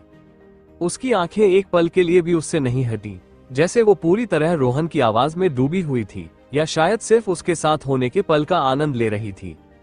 उसे ये एहसास बहुत पसंद था। प्यार क्या होता है अभी नहीं जानती। कौन समझ सकता है हमेशा को, कौन समझ सकता है खुद को। लिली डायरी बैग में छुपा दी। मेरी मासूम तुम, मेरी एकमात्र। उसके बगल में अस्मिता अचानक खिलखिलाकर हंस पड़ी जब उसने ये आखिरी पंक्तियां सुनी। उसकी नजरें अब भी रोहन पर टिकी थीं। उसकी मुस्कान बहुत मीठी और बेहद खूबसूरत थी। ये गाने के बोल नाम से मेल नहीं खाते जैसे लग रहे हैं। रोहन ने गाना सुनने के बाद नाक को छूते हुए थोड़े अजीब अंदाज में कहा। किसने कहा? अस्मिता ने मुड़कर तेजी से ट्रैक पर कूदते हुए कहा। मुझे तो ये टाइटल के हिसाब से बिल्कुल सही लग रहा है। रोहन हंसा। उसे लग रहा था कि वो चतुराई से फंसाया गया। गाना स्कूल के पुराने दिनों की याद दिलाने वाला नहीं था, बल्कि स्कूल के दिनों की रोमांस की याद ताजा कर रहा था। इसे प्यार का इजहार भी कहा जा सकता था। 3 साल हम हाई स्कूल में एक ही क्लास में थे, लेकिन अब जाकर मुझे पता चला कि तुम कितना खूबसूरती से गाती हो। तुम तो हाई स्कूल में भी बहुत शानदार थी। ये सारा टैलेंट अब तक छुपा रखा था। अस्मिता ने कई फुर्तीले कदमों के बाद रुककर 3 मीटर दूर से रोहन की ओर देखा। अगर मुझे पता होता तो मैं तुम्हें हर दिन मेरे लिए गाने देती। मुझे खुद भी नहीं पता था, रोहन ने मजाक में कहा। पीछे मुड़कर देखूं तो मुझे सच में हाई स्कूल की जिंदगी बहुत याद आती है। अस्मिता खेल के मैदान के पास घास पर बैठकर अतीत को याद करती हुई बोली। तब हम एक ही क्लास में थे और रोज साथ में पढ़ाई करते थे। क्लास के बाद मैं अक्सर तुम्हें और बाकी लोगों को क्लास में मस्ती करते देखती थी और मुझे बड़ा खुश और संतुष्ट महसूस होता था। कॉलेज की उबाऊ जिंदगी से तो ये कहीं बेहतर था। हाँ, रोहन ने सिर हिलाते हुए कहा और अस्मिता के पास बैठ गया। फिर आगे बोला, लेकिन हम हमेशा हाई स्कूल में नहीं रह सकते। क्या तुम्हें याद है वो लड़की जो हमारी हाई स्कूल में सीनियर क्लास से फिर से फ्रेशमैन बनी थी? उसने उस स्कूल में 6 साल बिताए और फिर यूनिवर्सिटी चली गई। अस्मिता ने पूछा। हाँ, याद है। रोहन ने सिर हिलाया और दुख जताते हुए कहा, वो हमारी स्कूल की सबसे मेहनती छात्रा थी। हमेशा सबसे पहले आती और आखिर में जाती।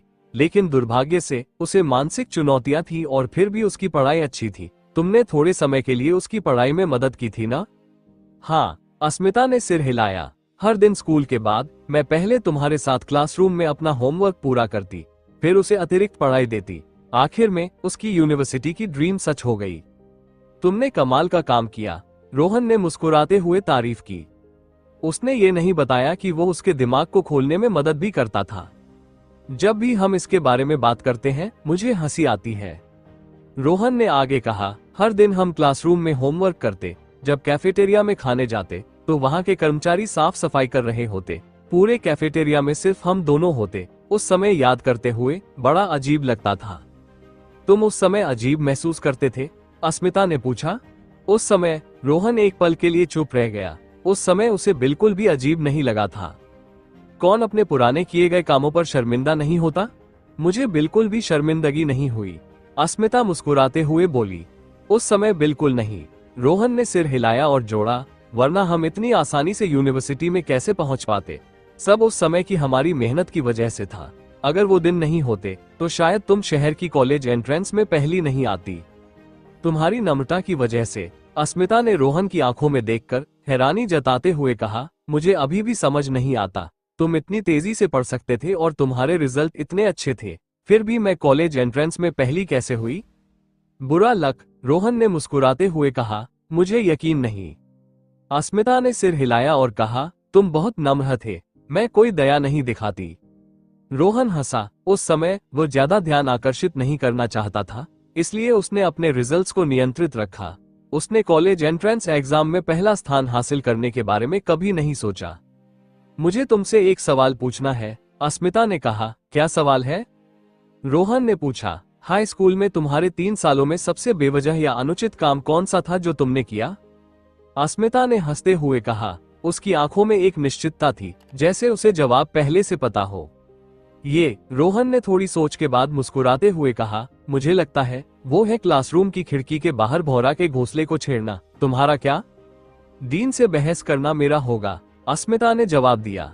तुमने ऐसा किया? रोहन चकित रह गया। हाँ, अस्मिता ने सिर हिलाते हुए आगे समझाया। उसी दिन जब तुमने भौरा के घोंसले को छेड़ा था। क्या? रोहन हैरान रह गया। अब उसे समझ में आने लगा। हाई स्कूल में उनकी क्लास दूसरे मंजिल के कोने में थी। क्लासरूम बिल्डिंग के पीछे एक खिड़की के बाहर भौरा का घोंसला था। वो घोंसला बड़ा नहीं था, लेकिन उसमें बहुत सारे भौरे रहते थे।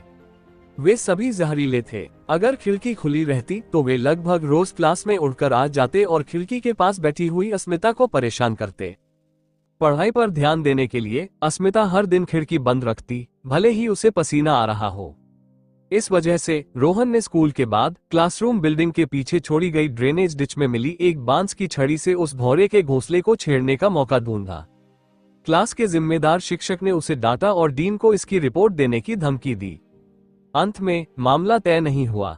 पहले रोहन को लगा था कि क्लास के शिक्षक सिर्फ डराने की कोशिश कर रहे थे। अब स्पष्ट हो गया कि अस्मिता ने डीन से इस मामले को सुलझाया था, लेकिन उन्होंने सच सामने नहीं लाया। बस अब इतना काफी है। अस्मिता ने हल्की मुस्कान के साथ रोहन की तरफ देखते हुए सिर हिलाया। ये उसका पहली बार था जब उसने किसी शिक्षक के खिलाफ खड़ा हुआ, लेकिन समय इतना बीत गया था कि अब इसे सामने लाना सही नहीं लगता था। तो तुम, रोहन बोलने की कोशिश करने लगा। वैसे क्या तुम्हें पता है कि मैंने इस यूनिवर्सिटी ऑफ इंडियन मेडिसिन में आवेदन क्यों किया? अस्मिता ने जिज्ञासु होकर सवाल पूछ लिया। रोहन थोड़े भ्रमित हो गया, क्योंकि अस्मिता के कॉलेज एंट्रेंस एग्जाम के रिजल्ट्स बहुत अच्छे थे। पहले स्थान के लिए सभी योग्य नहीं होते। वो देश या दुनिया की किसी टॉप यूनिवर्सिटी में एडमिशन ले सकती थी, लेकिन उसने एक कम प्रसिद्ध यूनिवर्सिटी ऑफ इंडियन मेडिसिन चुना। साफ कहें, उसके रिजल्ट्स हांगकांग यूनिवर्सिटी के मेडिकल डिपार्टमेंट में आसानी से एडमिशन दिलवा सकते थे, लेकिन उसने ऐसा नहीं किया। मुझे लगता है तुम्हें तूष्म यूनिवर्सिटी, सत्यमेव यूनिवर्सिटी या हांगकांग यूनिवर्सिटी चुनना चाहिए था, रोहन ने जवाब दिया। लेकिन मैंने एक कम प्रसिद्ध यूनिवर्सिटी ऑफ इंडियन मेडिसिन चुना। अस्मिता ने रोहन की तरफ हल्की मुस्कान के साथ देखा और पूछा, क्या तुम्हें पता है क्यों? क्यों? रोहन ने तुरंत पूछा। अंदाजा लगाओ। अस्मिता उठी, कुछ कदम आगे बढ़ी और फिर मुड़कर रोहन को एक मीठी मुस्कान दी। कुछ सोचने के बाद रोहन ने जवाब दिया, मुझे समझ नहीं आया। तो अनुमान लगाते रहो, जब तुम्हें जवाब मिल जाए तब बता देना। अस्मिता की आंखों में थोड़ी निराशा झलक रही थी, लेकिन मुस्कान बनी रही। ठीक है, बताऊंगा, रोहन ने सिर हिलाया। दोनों फिर से खेल के मैदान में एक साथ चलने लगे। वे खुश होकर बातें कर रहे थे, एक दूसरे से कोई राज छुपाए बिना। अधिकतर समय वे हाई स्कूल के अपने अतीत को याद कर रहे थे। अस्मिता की यादें इतनी स्पष्ट और विस्तारपूर्ण थी कि रोहन को विश्वास करना मुश्किल लग रहा था, लेकिन वही छोटी छोटी बातें जिन्हें उसने अनदेखा किया था, उनके चेहरे पर शानदार मुस्कान ले आती थी। खूबसूरत यादें, जीवन जिसे वे कभी वापस नहीं जा सकते थे। वे दोनों बातें करते हुए टहलते रहे। समय जल्दी बीत गया। जल्द ही 1 घंटा हो गया। हम कहीं मिले हैं। अचानक रोहन का फोन बजा। रोहन ने अपना मोबाइल निकाला और देखा, यह ईशानी से था। हेलो, रोहन ने जवाब दिया। रोहन, क्या तुम अभी भी खेल के मैदान में हो? ईशानी की आवाज दूसरी तरफ से जिज्ञासु लग रही थी। हाँ, हम यहीं हैं। रोहन ने सिर हिलाया। उसके बगल में अस्मिता मुस्कुराते हुए आंख मिचोली करती हुई धीरे से पूछी, उसी की? रोहन ने सिर हिलाया। ओह, ठीक है। सुनो। रोहन के जवाब को सुनकर ईशानी ने आगे कहा, अब डिनर का टाइम हो गया है। मैं चाहती हूँ कि मैं तुम्हें और छात्रा अस्मिता को डिनर पर बुलाऊं, ताकि मेरे ख्याल रखने के लिए तुम्हारा धन्यवाद कर सकूं और उसे मेजबान के रूप में थोड़ी मेजबानी दिखा सकूं। तुम्हारा पैर अभी ठीक से हिल नहीं सकता, शायद। रोहन ने मना करने की कोशिश की, लेकिन इससे पहले कि वो पूरा वाक्य बोल पाता, अस्मिता ने हाथ बढ़ाकर उसका फोन ले लिया। मुझे भूख लगी है। रोहन और मैं कैफेटेरिया की तरफ चलते हैं। धन्यवाद ईशु। अस्मिता ने मुस्कुराते हुए कहा, बहुत बढ़िया, मैं जल्दी पहुंचती हूँ। ईशानी ने खुशी से जवाब दिया। फोन कटने के बाद अस्मिता ने फोन वापस रोहन को दे दिया। रोहन ने कड़वी मुस्कान दी। क्या बेहतर नहीं होगा अगर मैं अकेले तुम्हें डिनर पर ले जाता? रोहन ने अस्मिता की तरफ देखते हुए पूछा, तुम उसे लेकर शर्मिंदा हो या डर गए हो? अस्मिता ने चिढ़ाते हुए कहा। रोहन चुप रह गया। चलो। अस्मिता आगे बढ़ी और कुछ कदम चलकर मुड़कर रोहन की तरफ देखा। बस एक खाना है, देखो कैसे डर गए हो। मेरा निर्भीक रोहन कहाँ है? रोहन हंसा और तेज कदमों से उसके पास पहुंच गया। खेल के मैदान से होते हुए वे जल्दी ही कैफेटेरिया के प्रवेश द्वार तक पहुंच गए। उसका पैर काफी चोटिल है, शायद तुम्हें उसे उठाकर ले जाना चाहिए। अस्मिता ने कहा। आ रहा हूं। रोहन ने महिला हॉस्टल की दिशा की तरफ देखते हुए कहा। अस्मिता ने मुड़कर देखा। उसने देखा कि ईशानी धीरे धीरे छड़ी के सहारे उनकी ओर बढ़ रही थी। मैं उसे लेने जा रही हूँ। अस्मिता ने रोहन की तरफ आंख घुमाते हुए ईशानी की तरफ कदम बढ़ाए। फिर उसे एहसास हुआ कि वह वास्तव में मदद नहीं कर सकती। वो छड़ी के सहारे उसे सहारा नहीं दे सकती थी। चलो। कैफेटेरिया के प्रवेश द्वार पर ईशानी मुस्कुराते हुए बोली, चलो ऊपर चलते हैं। तुम्हारे पैर को देखते हुए नीचे की मंजिल पर ही खा लेते हैं। रोहन ने कहा। वो जानता था कि दूसरे मंजिल पर डिशेस बेहतर हैं और मेन्यू से ऑर्डर किया जा सकता है। नीचे की मंजिल पर खाना बड़े कैंटीन के बर्तन में बनाया जाता है। दूसरे मंजिल पर तुलनात्मक रूप से बेहतर होता। लेकिन वर्तमान हालत में ईशानी के लिए दूसरी मंजिल तक पहुंचना मुश्किल था। कोई बात नहीं, ईशानी ने जवाब दिया। बस एक मंजिल ऊपर, कोई बड़ी बात नहीं। आखिरकार ईशानी की जिद के आगे तीनों सीढ़ियों की तरफ बढ़े और दूसरी मंजिल की ओर गए। उस समय कैफेटेरिया काफी शांत था। छुट्टी का दिन था, लेकिन कुछ छात्र स्कूल में रुक रहे थे, इसलिए शेफ और कर्मचारी अभी भी काम कर रहे थे। काम का बोझ सामान्य दिन से काफी कम था। रोहन से उसे उठाकर ले जाने दो। अस्मिता ने 2 कदम आगे बढ़कर कहा, ईशानी को देखकर काफी चिंतित। जरूरत नहीं, ईशानी ने मुस्कुराते हुए जवाब दिया। फिर भी उसके माथे पर हल्की पसीने की परत थी। यह उसका पहली बार था जब वो छड़ी का इस्तेमाल कर रही थी। थकान और असुविधा महसूस होना बिल्कुल सामान्य था। तुम बस खड़े होकर देखोगी। हालांकि ईशानी ने पहले ही मना कर दिया था। अस्मिता असहमत थी और रोहन की तरफ मुड़ी। वो मरीज है, अब उसे ऊपर ले जाओ। रोहन ने झिझकते हुए मुस्कुराया। कोई और रास्ता न देखकर वह आगे बढ़ा और ईशानी को उठाकर जल्दी से घर के अंदर और सीढ़ियों तक ले गया। ये देख अस्मिता एक पल के लिए ठहर गई और फिर जल्दी से उसके पीछे चली। दूसरी मंजिल पर रोहन ने ईशानी को नीचे रखा। कहीं बैठ जाओ, ईशानी ने कहा। उसका चेहरा लाल हो गया। यहाँ। अस्मिता पास के टेबल तक चली गई। रोहन और ईशानी भी आगे बढ़कर वहीं बैठ गए। क्या खाना पसंद करोगी? मैं ऑर्डर कर दूं? रोहन ने पूछा। अस्मिता ने अभी तक हमारे कैफेटेरिया में नहीं खाया। सभी स्पेशल डिशेस ऑर्डर करो, ईशानी ने कहा। तुम क्या खाना चाहोगी? रोहन ने अस्मिता से पूछा। जो भी चलेगा, भूख लगी हो तो सब स्वादिष्ट लगेगा। अस्मिता बिल्कुल भी पक्की नहीं थी। ठीक है। रोहन उठकर ऑर्डर करने चला गया। उसी समय भाई, अचानक एक बहुत परिचित आवाज आई। रोहन ने ऊपर देखा। राघव मुस्कुराते हुए पास आ रहा था। तुम भी रुक रहे हो? रोहन ने जिज्ञासु होकर पूछा। घर पर कुछ करने को नहीं है और पूरे देश का सब देख लिया। बोरिंग, इसलिए रुक रहा हूं। राघव मुस्कुराते हुए बोला। वो ईशानी और अस्मिता की ओर मुड़ा और आंखें घुमाते हुए हंसा। हेलो, 2 भाभियां। उसकी यह अभिवादन तीनों को चौंका गया। रोहन को ज्यादा चीजें चौंका नहीं सकती थी, लेकिन राघव की यह अजीब तर्कशक्ति सच में रोहन को हिला गई। इतने में उसके दिमाग में क्या चल रहा था कि उसने ऐसा अभिवादन कर दिया। रोहन सोचने लगा। ईशानी और अस्मिता ने एक दूसरे को देखा और कोई जवाब नहीं दिया। तुरंत माहौल अजीब हो गया। भाई, अभी तक ऑर्डर नहीं किया? राघव ने खाली टेबल की ओर देखते हुए पूछा। अभी नहीं। रोहन ने ठंडा दिमाग रखकर सिर हिलाया। परफेक्ट, राघव मुस्कुराते हुए बोला। तुम और दो भाभियां यहाँ हो, ये देखकर अच्छा लगा। आज का खाना मैं दूंगा। बैठो और दो भाभियों के साथ रहो, मैं ऑर्डर देख लूंगा। थैंक्स, लेकिन जरूरत नहीं, रोहन ने तुरंत मना किया। लेकिन उससे पहले राघव ने हाथ हिलाया और बीच में बोल पड़ा। प्लीज भाई, आज का खाना मैं दे रहा हूँ, अगर तुम मुझे रिस्पेक्ट नहीं करते तो छोड़ो।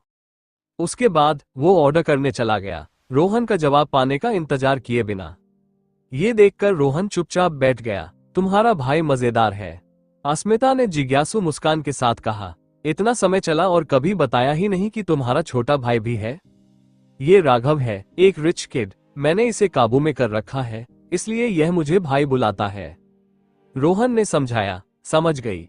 अस्मिता ने सिर हिलाया और फिर धीरे से पूछा, क्या यही वह है जिसे तुमने पब्लिक में डांटा था, जब वो गाड़ी चलाते हुए दूसरों पर पानी उछाल रहा था?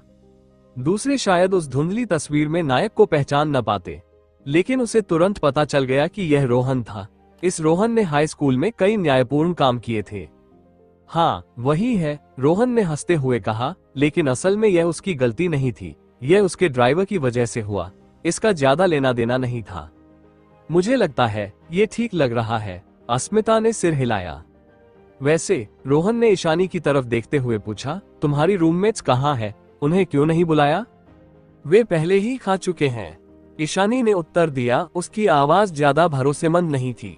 बेशक रोहन जानता था कि उसने अपनी रूममेट्स को नहीं बुलाया ताकि वो सिर्फ रोहन और अस्मिता के साथ खाना खा सके, लेकिन वो समझ नहीं पा रहा था कि उसके दिमाग में क्या चल रहा था। रोहन ने उत्तर दिया। पैर कैसा है, डॉक्टर को दिखाया? अस्मिता ने हैरान होकर पूछा। हाँ, ईशानी ने सिर हिलाते हुए कहा। डॉक्टर ने कहा है कि कल दवा के लिए वापस आना पड़ेगा। डॉक्टर ने कहा कि गंभीर नहीं है, हड्डी ठीक हो गई है, अब सिर्फ हल्का मांसपेशियों का खिंचाव और लिगामेंट स्ट्रेन है। इसके बाद उसने रोहन की ओर एक धन्यवाद भरी नजर डाली। रोहन मुस्कुराया। अस्मिता और ईशानी बातचीत करने लगी। बातूनी रोहन चुप हो गया, नहीं जानता था कि क्या कहे। कुछ ही समय बाद राघव वापस आया। दूसरी मंजिल पर और कोई नहीं था। उनके ऑर्डर जल्दी ही सर्व हो गए। जल्दी ही टेबल भर गया। एक शानदार दावत। सभी डिशेज ऐसी थीं जो आम छात्रों के लिए सिर्फ ख्वाब जैसी होती हैं, जिन्हें वे आमतौर पर अफोर्ड नहीं कर पाते। भाई, क्या ख्याल है? रोहन की ओर देखते हुए राघव हंसा। मैंने इस कैफेटेरिया की सारी अच्छी डिशेज ऑर्डर कर दी है, अगर कुछ और चाहिए तो बता दो, मैं जोड़ दूंगा। इतना काफी है, रोहन ने थोड़ी कड़वाहट के साथ कहा। काश हम इसे सब खा पाते। शुरू करो। तीनों को ऐसे बैठा देखकर राघव चिल्लाया और साफ चॉपस्टिक्स लेकर ईशानी और अस्मिता के लिए खाना उठाने लगा। दो भाभियों, आओ, इसे ट्राई करो, यह मेरी फेवरेट डिश है इस कैफे की। राघव उत्साह और भरोसे के साथ उनके लिए खाना परोस रहा था। रोहन ने भी आराम से खाना शुरू किया। अरे भाई, ईशानी और अस्मिता के लिए थोड़ा खाना उठाने के बाद राघव अचानक रोहन की ओर मुड़ा और बोला, सिर्फ मत खाओ, मेरी दो भाभियों के लिए भी खाना उठाओ। फिर उसने कंटेम्प्ट भरी नजर से रोहन को देखा। क्या बढ़िया मौका है, तुम्हें सब कुछ करना चाहिए ताकि वे खुश हो। रोहन बस चुप रह गया। तुम बकवास कर रहे हो और मुझे इसमें घसीटना चाहते हो। वो सबसे बेबस महसूस कर रहा था। राघव उन्हें इतने उत्साह के साथ बुला रहा था और ईशानी और अस्मिता ने कोई विरोध नहीं किया, जैसे उन्होंने नए दिए गए इस टाइटल को मान लिया हो। खाओ। आखिरकार राघव के उकसाने पर रोहन ने चॉपस्टिक से ईशानी और अस्मिता के लिए खाना उठाना शुरू किया। हे, ये देख राघव हंसा। रोहन की ओर देखते हुए उसने टेबल के नीचे अंगूठा दिखाया। रोहन के पास जवाब देने का समय ही नहीं था। हालांकि राघव के शरारती व्यवहार की वजह से टेबल का माहौल धीरे धीरे हल्का और मजेदार हो गया। खाने के दौरान अस्मिता और ईशानी खुश और सामंजस्यपूर्ण थी, लगभग जैसे सबसे अच्छे दोस्त हों। रोहन को केवल ये खुशी थी कि सब ठीक चल रहा था। उसे चिंता थी कि कुछ गलत होगा, लेकिन खाना उम्मीद से बेहतर गया। कुछ भी अजीब नहीं हुआ और अस्मिता और ईशानी की दोस्ती बढ़ने लगी। एक चीज जो उसे थोड़ी परेशान कर रही थी वो ये थी कि अस्मिता ने ईशानी के साथ रोहन के हाई स्कूल के कुछ शर्मनाक किस्से शेयर किए। जब भी वे उत्साहित होकर हंसती तो रोहन की ओर देखती और हंसती। राघव भी उनके साथ हंसा। रोहन ने उसे चुप करने के लिए तीखी नजर डाली। बहुत जल्दी बातचीत करते करते खाना खत्म हो गया। खाने के बाद राघव विदा ले गया। आखिरकार अगर वह रुका रहता तो सिर्फ तीसरे पहिए की तरह होता, वो यह अच्छी तरह जानता था। साथ ही वो रोहन की डेट को परेशान करने की हिम्मत भी नहीं करता। तुम्हारा पैर घायल है, पहले तुम्हें कमरे तक छोड़ते हैं। कैफेटेरिया के बाहर रोहन ने ईशानी से कहा। और अस्मिता? ईशानी ने अस्मिता की ओर देखते हुए पूछा, हमारे कमरे में सोना ठीक रहेगा? जरूरत नहीं, मेरे पास स्कूल के बाहर होटल का कमरा है। अस्मिता मुस्कुराते हुए बोली। ओह। ईशानी ने समझते हुए सिर हिलाया और रोहन से कहा, तुम्हें अस्मिता को उसके होटल तक छोड़ना चाहिए, स्कूल के आसपास ज्यादा सुरक्षित नहीं है। सबसे पहले मरीज, अस्मिता ने बीच में बोल दिया। रोहन के जवाब देने से पहले, रोहन और मैं तुम्हें डॉम तक छोड़ देंगे, फिर वह मुझे मेरे होटल तक छोड़ देगा। मैं नहीं चाहती कि तुम अकेले अपने कमरे जाओ। ईशानी ने होंठ काट लिए और विरोध करना बंद कर दिया। रोहन और अस्मिता ने ईशानी को उसके डॉम तक छोड़ा। देविका को वहां देखते हुए रोहन ने राहत की सांस ली। वो अस्मिता के साथ यूनिवर्सिटी में घूमा और अस्मिता के पसंदीदा शुगर कोटेड हॉकॉर्न स्टिक खरीदे। वो इसे खत्म नहीं कर पाई और बचा हुआ रोहन को देने को कहा। रोहन ने मान लिया। रात 9 बजे तक रोहन ने अस्मिता को उसके होटल तक छोड़ा। मैं जा रहा हूँ, रोहन ने होटल के कमरे में आते ही अस्मिता से कहा। क्या तुम आज रात मेरे साथ रुक सकते हो? अस्मिता ने रोहन की आंखों में देखते हुए धीरे कहा, मैं कल जा रही हूँ, वैसे भी यहाँ 2 बिस्तर है। ये, रोहन हैरानी में चौंक गया और सोच में पड़ गया। ये ठीक नहीं होगा। कुछ भी गलत नहीं है। ऐसा नहीं है कि हम पहले कभी एक रात साथ नहीं बिताए।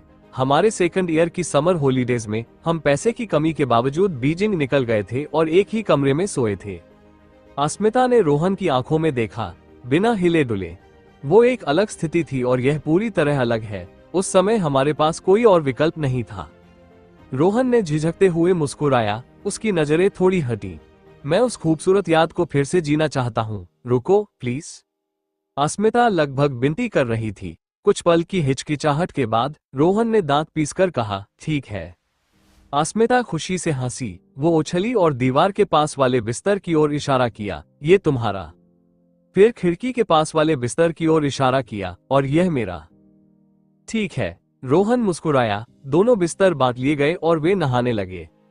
अस्मिता पहले शावर लेने गई। वो बाथरोब में बाहर आई जैसे कमल का फूल पानी से ऊपर आया हो, एकदम खूबसूरत। उस समय रोहन ध्यान हट गया। अब तुम्हारी बारी। अस्मिता ने रोहन को शॉवर में धकेला। उसका चेहरा लाल था। रोहन ने शर्मिंदा होकर हंसी और फिर नहाना शुरू किया। शावर में कपड़े उतारते ही उसने दरवाजे पर खटखट की आवाज सुनी। मैं अंदर आ रही हूँ, अस्मिता ने चिढ़ाते हुए कहा। मत करो, रोहन जल्दी से डरकर बोला। हाँ, मैं ठोकर मार रही हूँ। अस्मिता उसकी प्रतिक्रिया पर जोर से हंसी। हाँ, सफल शरारत। रोहन बस चुप रह गया। शावर के बाद जब वो बाहर आने ही वाला था, फिर से खटखट हुई। खट खट खट खट खट खट। मैं आ रही हूँ, अस्मिता की आवाज आए। आओ, रोहन ने साथ देने का फैसला किया। उसे पता था कि अस्मिता अंदर नहीं आएगी। मैं सच में आ रही हूँ। फिर दरवाजा धकेल कर खुला। रोहन का चेहरा हरा भरा हो गया। उसने जल्दी से अपने हिस्से को ढक लिया। चिल्लाते हुए बोला, मत करो। हाँ, दरवाजा आधा बंद हुआ और उसके बाद अस्मिता की खुश हंसी आई। रोहन हार मान गया। शावर के बाद रोहन बाथरूम में बाहर आया और शिकायत की। बाथरूम में भी चैन नहीं मिल सकता। तुम भी तो मेरे बाथरूम में होते हुए खटखट कर सकते थे। अस्मिता ने रोहन की ओर पलके झपकाकर देखा। रोहन ने हाथ ऊपर कर दिए और हार मान ली। समझ गया, मैं हार मानता हूँ। हे, अस्मिता गर्व से हंसी। फिर वे दोनों अपने अपने बिस्तर पर गए। वे अपने बिस्तर पर बैठकर सब कुछ बातें करने लगे। उनकी बातचीत 11 बजे तक चलती रही। वे एक दूसरे की आंखों में देखते रहे और फिर लाइट बंद कर दी। बिस्तर पर लेटे हुए रोहन सो नहीं पा रहे थे और बोलने की हिम्मत भी नहीं कर रहे थे। ठीक वैसे ही अस्मिता चुपचाप अपने तरफ लेटी रही। अंधेरा था, लेकिन उसकी नजरें रोहन की दिशा में टिकी थीं। दोनों सोए नहीं। रात धीरे धीरे बीती। एक शांत रात। कोई खास घटना नहीं हुई। अगली सुबह जाग गए। सुबह होते ही रोहन ने देखा कि अस्मिता बिस्तर पर लेटी हुई, आंखें खुली है। ओम, लगता है मेरा शरीर अपने ही बिस्तर को मिस कर रहा था, इसलिए जल्दी जाग गई। अस्मिता ने सिर हिलाते हुए कहा, चलो कुछ एक्सरसाइज कर लें। रोहन ने पूछा, ठीक है। अस्मिता मुस्कुराते हुए सिर हिलाए। दोनों उठे और होटल से बाहर चले गए। वे यूनिवर्सिटी के सेंट्रल लेक के पास के ट्रैक पर जॉगिंग करने लगे। मैं आज जा रही हूँ, अस्मिता ने अचानक कहा। रोहन थोड़ी देर चुप रहे और फिर पूछा, तुम्हारी ट्रेन कितने बजे है? नाश्ते के बाद का समय है, अस्मिता ने जवाब दिया। मैं तुम्हें विदा करूंगा, रोहन ने कहा। जरूर, वरना तुम मुझे, एक लड़की को, अकेले जाने दोगे? अस्मिता हंसी। 2 राउंड जॉगिंग के बाद रोहन और अस्मिता रुके। वे बातें करते हुए कैफेटेरिया में चले गए। नाश्ते के बाद सुबह के 7:30 बज चुके थे। अस्मिता का टिकट 8:30 वाली ट्रेन के लिए था। रोहन अस्मिता के साथ high speed railway station taxi से पहुंचे। क्या तुम मुझे छोड़ने से नफरत करती हो? हाई स्पीड रेलवे स्टेशन में टिकट लेने के बाद अस्मिता ने मुस्कुराते हुए रोहन से पूछा, तुम वैसे भी जा रही हो, चाहे मैं तुमसे बिछड़ने से नफरत करूं या नहीं? रोहन हंसे। मुझे गले लगाओ, अस्मिता ने अपने हाथ फैलाए और मुस्कुराते हुए कहा, मैं बोर्डिंग कर रही हूं। रोहन कुछ नहीं बोले। वो आगे बढ़े और अस्मिता को गले लगा लिया। अस्मिता मीठी मुस्कान के साथ रोहन के कंधे से झुकी और उसके बाएं कान के पास फुसफुसाई, जल्दी ही मिलेंगे। इसके बाद उसने अपने हाथ छोड़ दिए और घूमकर जाने लगी। वेटिंग हॉल से कांच की खिड़की रोहन ने देखा कि अस्मिता ट्रेन में चढ़ रही है और फिर वापस स्कूल की ओर लौट गए। जल्दी ही मिलेंगे, रोहन अपने आप से बुदबुदाए चलते हुए। वो समझ नहीं पाए कि अस्मिता का ये कहना क्या मतलब था। क्या वो घर जाने के बाद वापस आएगी? ना ही। राष्ट्रीय अवकाश जल्दी ही खत्म होने वाला था और अस्मिता को अपनी क्लासेस के लिए स्कूल लौटना था। वो वापस नहीं आ सकती थी। काफी देर सोचने के बाद भी रोहन समझ नहीं पाए। उन्होंने अपने विचारों को झटक दिया। हाई स्पीड रेलवे स्टेशन से बाहर दी उनके पैंट की जेब में मोबाइल अचानक बजा। उन्होंने फोन निकाला और देखा कि कॉल ईशानी से आ रही है। हेलो, रोहन ने जवाब दिया। मैं हूँ। ईशानी की आवाज आई। मैं पूछना चाहती थी कि अस्मिता कब जाएगी। मैं उसे विदा करना चाहती हूँ। वो पहले ही जा चुकी है, रोहन ने जवाब दिया। अच्छा? ईशानी चौंकी। उसने पूछा, कब? अभी अभी, मैंने उसे ट्रेन में चढ़ते देखा, रोहन ने कहा। ओह, ईशानी ने समझते हुए सिर हिलाया। थोड़ी देर रुककर उसने फिर पूछा, तुम कल रात स्कूल वापस नहीं गए थे? नहीं, रोहन थोड़ी देर हिचकिचाए लेकिन आखिरकार सच बोल दिया। फोन की दूसरी तरफ सन्नाटा छा गया। काफी देर के बाद, अब मुझे पढ़ाई करनी है, ईशानी ने कहा और फोन काट दिया। फोन कटते ही बिस्तर पर लेटी ईशानी ने भौहें चढ़ाई और पेट के भीतर एक अजीब भारीपन महसूस किया। हाई स्पीड रेलवे स्टेशन के बाहर रोहन ने तिरछी मुस्कान दी। उसे पता था कि ईशानी ने गलतफहमी बना ली है। वह पूरी रात स्कूल वापस नहीं गया था। यह उसके लिए बहुत स्पष्ट लग रहा था। ईशानी जानती थी कि उसने अस्मिता को होटल तक छोड़ दिया।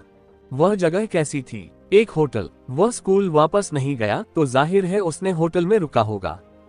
स्कूल में उसका डॉर्म खाली था, इसलिए रोहन ने होटल में कोई अलग कमरा नहीं लिया होगा।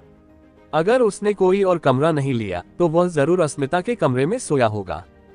उसे पता था कि ईशानी ने गलतफहमी बनाई है और वह समझाना चाहता था, लेकिन उसने महसूस किया कि यह साफ नहीं हो सकता। क्यों?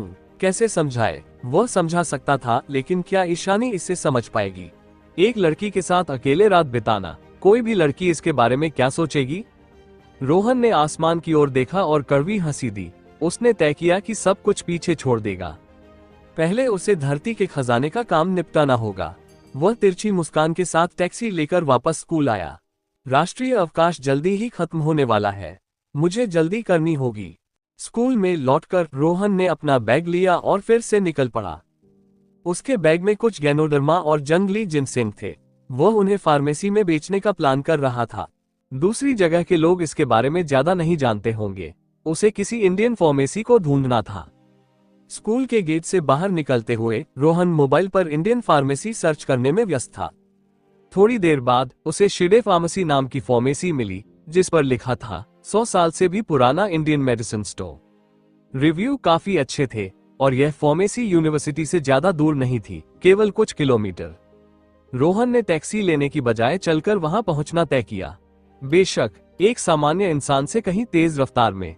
15 मिनट में रोहन फार्मेसी पहुंच गया। ऊंची नजर उठाकर देखा। यह इंडियन मेडिसिन स्टोर पुराने काले लकड़ी से सजा था, जिससे एक प्राचीनता का एहसास हो रहा था। दुकान के 3 हिस्से थे। दोनों साइड वाले कांच से बंद थे और बीच वाला हिस्सा चौड़ा खुला था। पारंपरिक अक्षरों वाले बोर्ड के नीचे, जिसमें 4 सुनहरे अक्षर थे, जग्गू इंडियन मेडिसिन शॉप। अच्छा दिख रहा है, रोहन ने खुद से सोचा और फार्मेसी में प्रवेश किया। जैसे ही वो अंदर गया, इंडियन मेडिसिन की तरह तरह की खुशबुएं उसकी नाक में आई। यह असहज नहीं थी। उसने देखा, दुकान की सजावट और व्यवस्था बहुत पारंपरिक थी। बीच में 2 कमर ऊंचे लकड़ी के बक्से थे, जिन्हें कई स्लॉट में बांटा गया था। हर स्लॉट में एक प्रकार की दवा रखी थी, जिसमें कोई तेज गंध नहीं थी। 3 ऊंचे और चौड़े दवा के बक्से अलग अलग दीवारों के पास खड़े थे, लगभग पूरी दीवार को ढकते हुए। दाएं तरफ लकड़ी की काउंटर थी, जिस पर कई बोतलें और जार रखे थे। एक 50 साल के आदमी काउंटर के पीछे बैठे थे और कुछ दवाइयों का काम कर रहे थे। काउंटर के पास एक कंसल्टिंग डेस्क थी। एक वृद्ध Indian medicine doctor consulting desk के पास बैठा हुआ था और किताब पढ़ रहा था। आंखें थोड़ी संकीर्ण कर ली थी।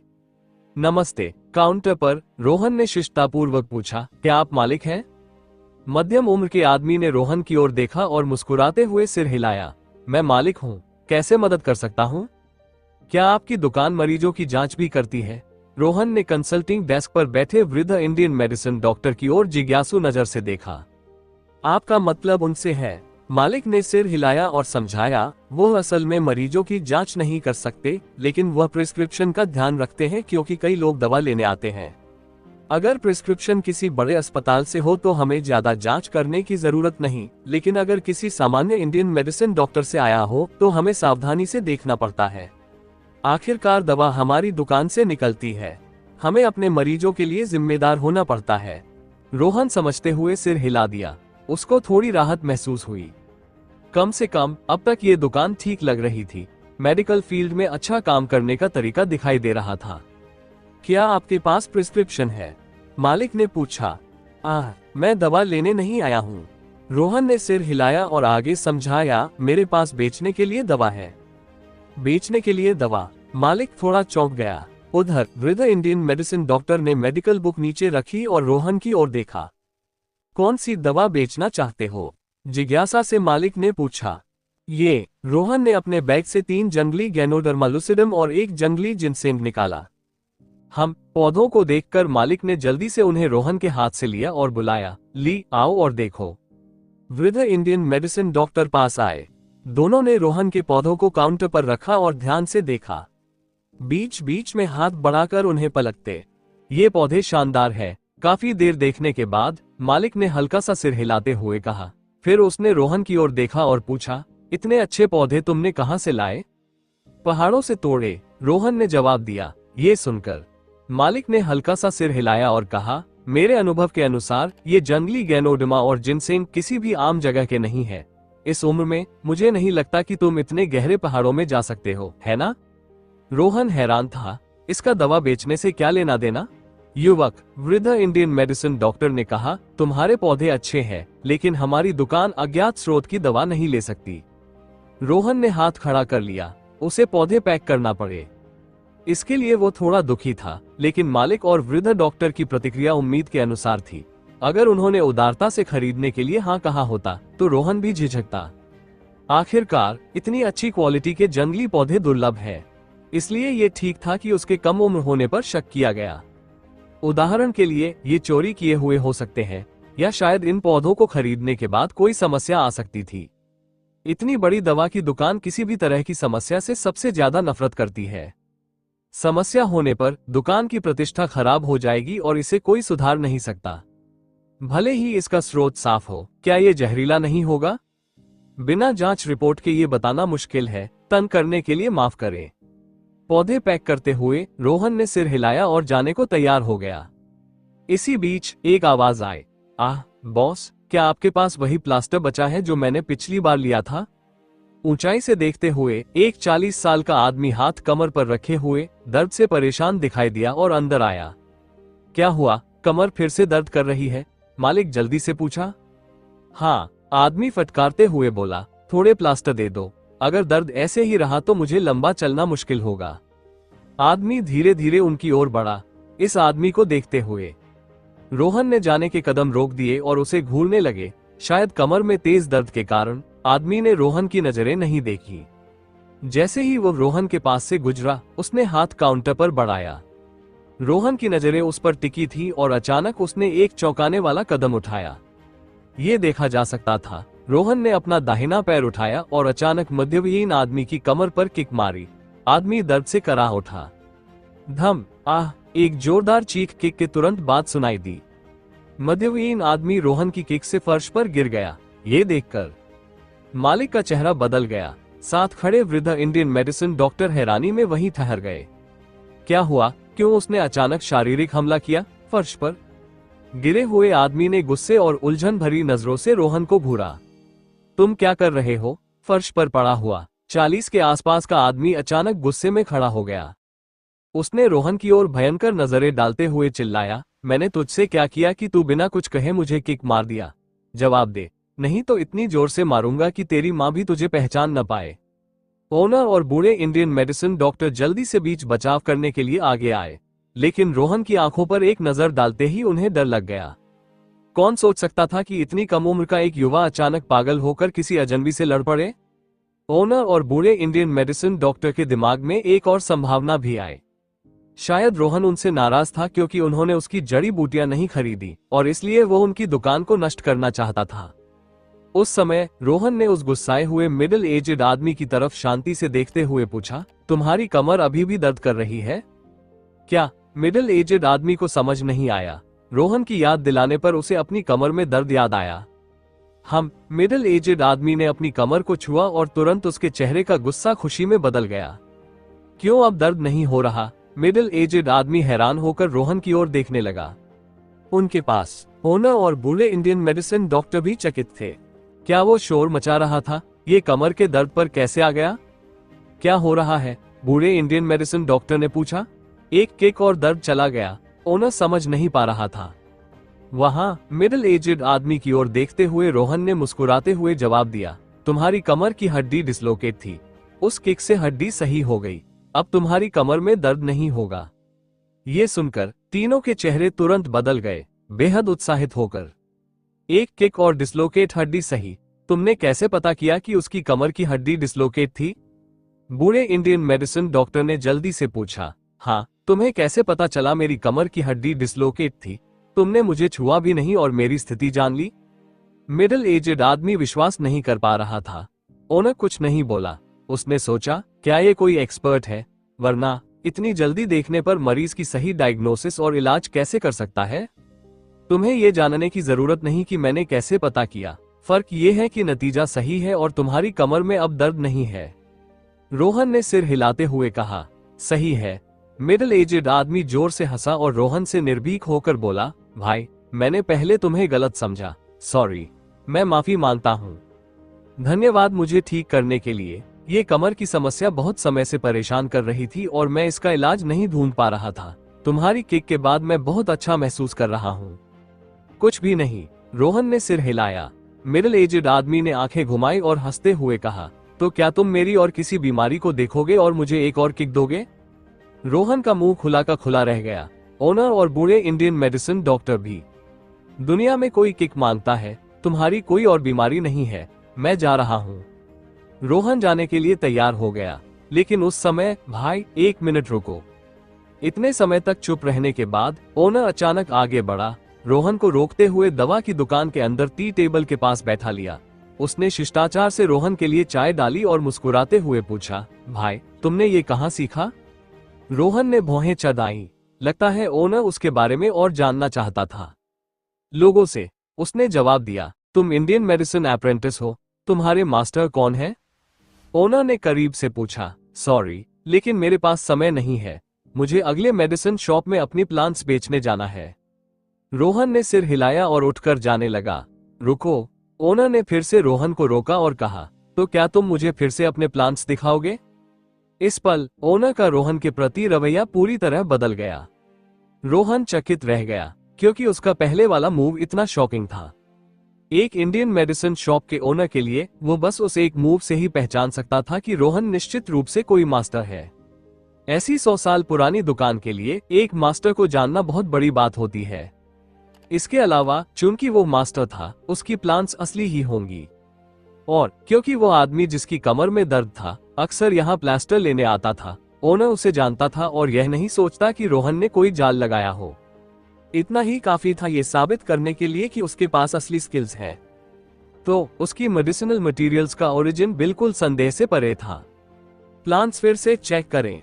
रोहन ने भौहें उठाई और थोड़ी देर हिचकिचाने के बाद अपना बैकपैक खोला और 3 वाइल्ड गैनोडर्मा और 1 वाइल्ड जिनसेंग निकाली। हाँ, अच्छे से देख ले। ओनर ने सिर हिलाया।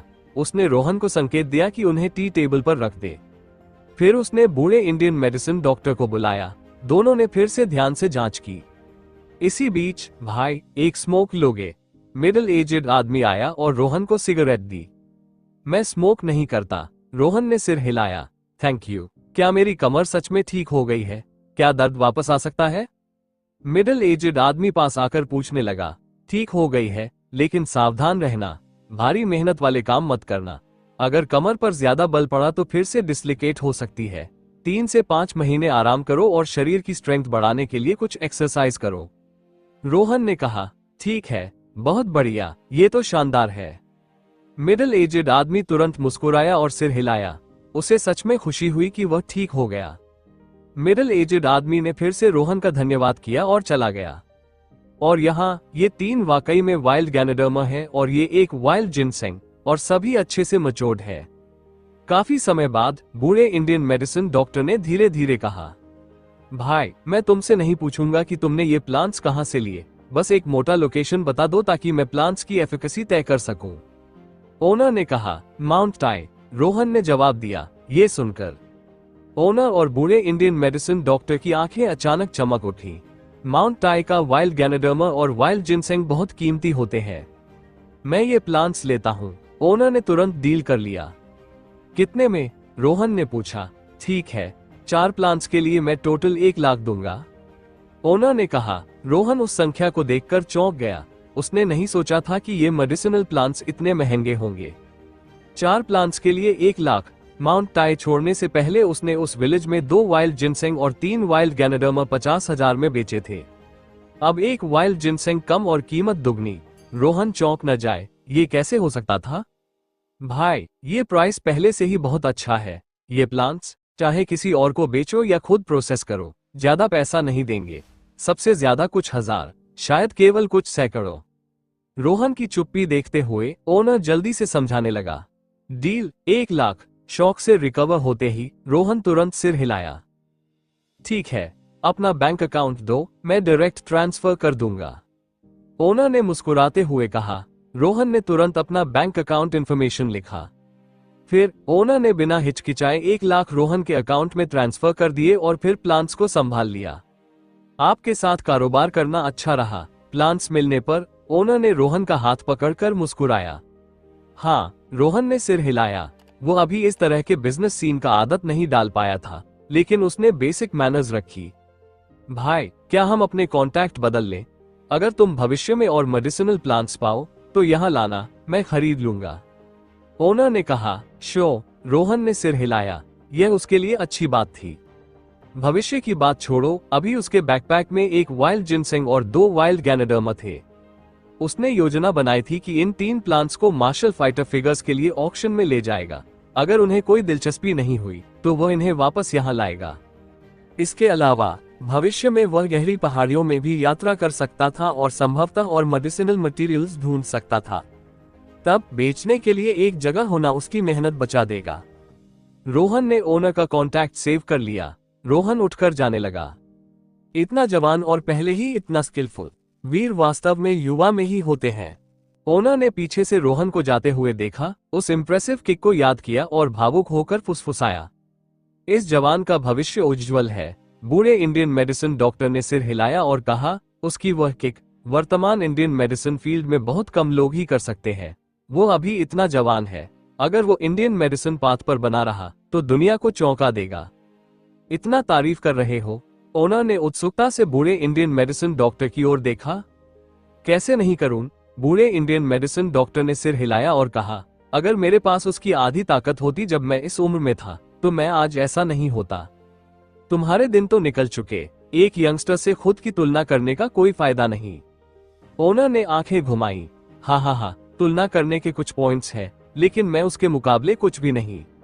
बूढ़े इंडियन मेडिसिन डॉक्टर जोर से हंसे और फिर कंसल्टिंग डेस्क पर वापस अपने मेडिकल बुक के पास चल गए। वहीं मेडिसिन शॉप से बाहर निकलकर रोहन सबसे नजदीकी एटीएम गया और अपने अकाउंट बैलेंस की जांच की। सही 1 लाख। उसने अपने बैकपैक से 75,000 निकालकर अपने कार्ड में डिपॉजिट कर दिए। 29,000 मोयेची से और 50,000 प्लांट्स बेचकर उनके वापस आने के लिए 5 ट्रेन टिकट्स और अभी हाल ही में डिपॉजिट किए गए 75,000 को घटाकर अब रोहन के पास बस थोड़े से पैसे ही बचे थे, 2,000 से ऊपर। डिपॉजिट करने के बाद रोहन अपने बैकपैक के साथ एक रैंडम स्टोर गया और अपने लिए जिम सूट खरीदा। इन दिनों नॉर्मल क्लोथ्स में एक्सरसाइज करना उसके लिए अजीब हो गया था। बेशक रोहन ने जो जिम सूट खरीदा वो महंगा नहीं था, कुल मिलाकर लगभग 300 रुपये। रोहन उसके बाद स्कूल लौट आया। उसने पढ़ाई की और खाना खाया। आंख झपकते ही आसमान अंधेरा होने लगा। डॉम में कॉपर कॉइन देखने का प्रैक्टिस करने के बाद जब पूरी यूनिवर्सिटी की लाइट्स बंद हो गईं, रोहन बेड से कूद पड़ा। उसने कपड़े बदले और अंधेरे में स्कूल से बाहर दौड़ पड़ा। वो तेजी से यात्रा कर रहा था, अपने मेमोरी में बने निशानों का पालन करते हुए। रोहन जल्द ही रेलवे स्टेशन की ओर जाते हुए वेल्थी विला एरिया में पहुंच गया। रोहन यहां इंफॉर्मेशन लेने आया था। जैसे ही वो पहुंचा, उसने देखा कि 2 लोग एक विला से बाहर निकल रहे हैं और लग्जरी व्हीकल में बैठने के लिए तैयार है। क्या ट्रेड फेयर पहले ही शुरू हो गया? रोहन ने संदेह किया। वो जानता था कि ये 2 रिच यूथ्स हैं, फॉलो अप और देखो। ये ख्याल उसके मन में आया और उसने चुपके से इन 2 रिच यूथ्स की व्हीकल के पीछे चलना शुरू किया, साथ ही टैक्सी ढूंढते हुए। सड़क पर रोहन ने आने वाली टैक्सी को रोकने के लिए हाथ हिलाया और ड्राइवर से कहा कि वो इन 2 रिच यूथ्स की लग्जरी कार का पीछा करे। हालांकि रात हो चुकी थी, लेकिन शहर के केंद्र की सड़क पर लोगों का आना जाना जारी था। इसी वजह से 2 अमीर सेकंड जनरेशन की कार ज्यादा तेज नहीं चल पा रही थी। टैक्सी उनके पीछे आसानी से चल रही थी। करीब 10 मिनट बाद कार शहर से बाहर निकलकर उपनगरों की तरफ बढ़ी। ठीक है, यहीं रुक जाओ। जैसे ही टैक्सी उपनगरों में पहुंची, रोहन ने रुकने को कहा। किराया लगभग 100 रुपये हुआ क्योंकि दूरी काफी थी। उपनगरों में रात बहुत ही शांत थी। सड़कें रोशनी से जगमगा रही थी, लेकिन वहां बहुत कम लोग थे। इसलिए रोहन ने सोचा कि वो खुद कार से उतरकर उनका पीछा करेगा। किराया चुकाकर रोहन कार से उतरा। जैसे ही टैक्सी मुड़कर चली गई, उसने तुरंत एक हल्का सा इशारा किया और अंधेरे में गायब होकर लग्जरी कार की दूरी में गूंजती इंजन की आवाज की ओर तेजी से दौड़ने लगा। कुछ ही देर में रोहन कार तक पहुंच गया और उसने देखा कि कार उपनगरों के एक शांत पार्क में रुक गई थी। दोनों अमीर सेकंड जनरेशन धीरे धीरे कार से उतर रहे थे। पहुंच गए। रोहन के मन में यह ख्याल आया। उसने तुरंत अपना मास्क निकाला, चेहरे पर लगाया और कोट की टोपी पहन ली। फिर चुपचाप दोनों अमीरों का पीछा करते हुए शांत पार्क में प्रवेश कर गया। कुछ मिनट चलते हुए दोनों अमीर पार्क में एक बहुत ऊंची चट्टान वाली संरचना रॉकरी के सामने पहुंच गए। रोहन अंधेरे कोने में छिपा ऊपर देखने लगा। तभी उसने अचानक देखा कि इस ऊंची चट्टान के चारों तरफ एक बड़ा सा तालाब बना हुआ था, जो पूरी तरह से चट्टान को घेरे हुए था। तालाब में कई पानी के स्प्रे करने वाले उपकरण बाहर निकले हुए थे। चूंकि रात हो चुकी थी, ये सभी उपकरण बंद थे और पानी नहीं फूट रहा था। तालाब के बाहर भी कई लोग खड़े थे, थोड़ी दूर संवेदी टेलीपैथी के जरिए। रोहन ने देखा कि ये सभी लोग मार्शल आर्ट्स प्रैक्टिशनर थे। इस समय ये मार्शल आर्ट्स प्रैक्टिशनर तालाब के चारों तरफ जोड़े या 3-3 होकर इकट्ठा हो रहे थे और धीरे धीरे बात कर रहे थे। चलो, तुम क्यों नहीं करते? तुम पहले कर लो, मैं बाद में करूंगा। जो करना चाहता है वो कर ले, लेकिन मैं पहला नहीं हूं। रोहन ने इनकी बातें सुनी। जैसे ही उसने चारों ओर देखा, उसने पाया कि कई लोग आगे की चट्टान की ओर इशारा कर रहे थे। उसने फिर चट्टान को देखा। रोहन ने साफ देखा कि इस ऊंची चट्टान की खाई पर कई रस्सियां लटक रही थीं, जैसे कोई रॉक क्लाइंबिंग इवेंट होने वाला हो। क्या यह ऊपर हो सकता है? रोहन ने मन ही मन सोचा। तभी भीड़ में से एक मध्यवयीन आदमी, जो सफाई कर्मचारी जैसा दिख रहा था, अचानक बाहर आया। उसने अपने बगल के लोगों की ओर मुट्ठी बनाई और बिना किसी शब्द के सीधे तालाब में कूद गया। जैसे ही वो तालाब में कूदा, उसने पानी में उभरे स्प्रे उपकरणों पर फुर्ती से पैर रखा, अपनी पंजों की मदद से जोर लगाकर फिर ऊपर कूदा, चट्टान की दीवार की ओर भागा और दाहिने हाथ से लटकती रस्सी पकड़ ली। जैसे ही उसने अपने शरीर को संतुलित किया, वो दोनों हाथों से बंदरों की तरह तेजी से चढ़ा और चट्टान की चोटी तक कुछ ही पल में पहुंच गया।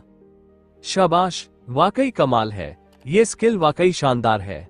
हालांकि उसने पानी से बचने के लिए पंजों की ताकत का इस्तेमाल किया, लेकिन पानी की सतह पर एक भी लहर नहीं आई और न ही किसी स्प्रे उपकरण को कोई नुकसान हुआ। कमाल की कुंफू है। मध्यवयीन आदमी, जो सफाई कर्मचारी जैसा दिख रहा था, जब चोटी पर पहुंच गया तो तालाब के चारों ओर खड़े मार्शल आर्ट्स प्रैक्टिशनर सभी ने उसकी तालियां बजाई। पहला आदमी चोटी पर पहुंचते ही बाकी लोग भी अलग अलग तरीकों से चट्टान की चोटी की ओर बढ़ने लगे। कुछ पानी के ऊपर से सरकते हुए, कुछ हवा में घूमते हुए और कुछ रस्सी पकड़कर सीधे ऊपर चढ़ते हुए, जैसे कोई घूमने वाला खिलौना हो। कई तरीके थे, इससे सभी लोग तालियां बजाने और चीयर करने लगे। जैसा सोचा था वो ऊपर ही है। थोड़ी देर देख लेने के बाद और ये देखकर कि चोटी पर पहुंचने वाले सभी लोग चट्टान की चोटी में गायब हो गए, रोहन ने पक्का कर लिया कि ट्रेड फेयर का स्थान यही है।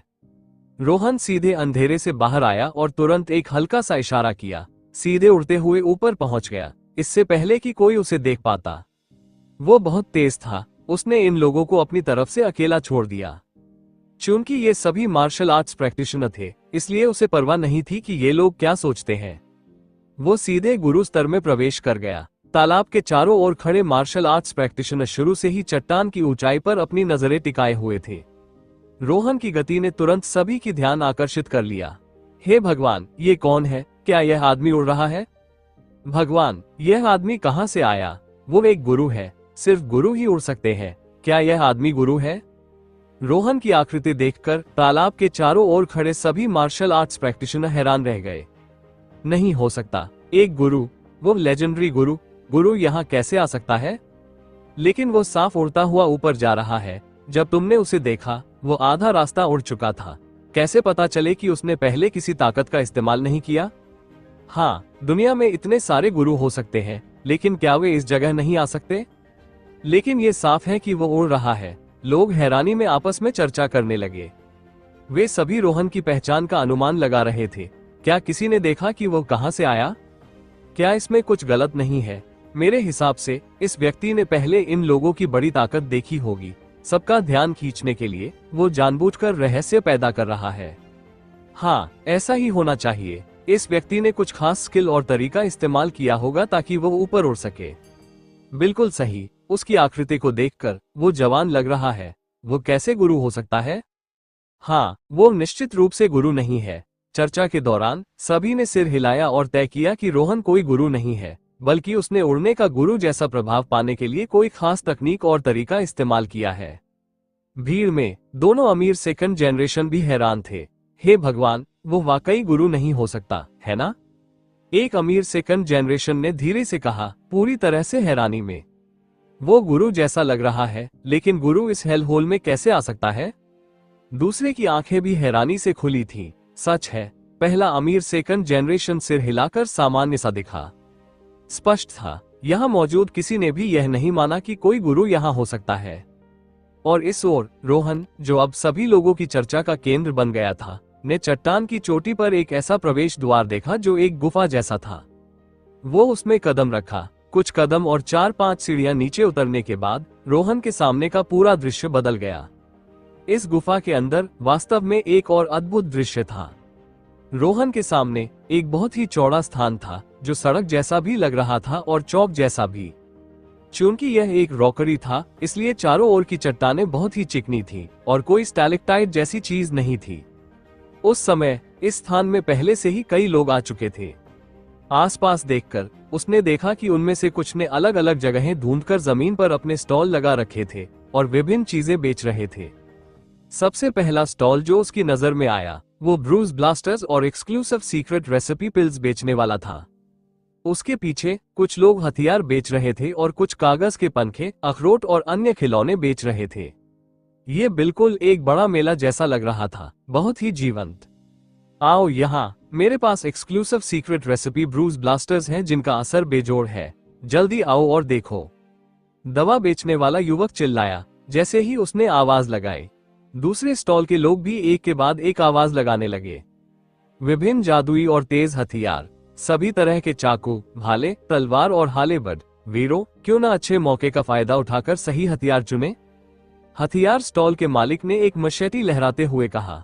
वहां विभिन्न खिलौने बेचने वाला एक लड़का भी कमजोर दिखना नहीं चाहता था और चिल्लाया, सब लोग जल्दी आओ और देखो, यह वह कागज का पंखा है जो मयूर मांची, मास्टर मांची इस्तेमाल करते थे।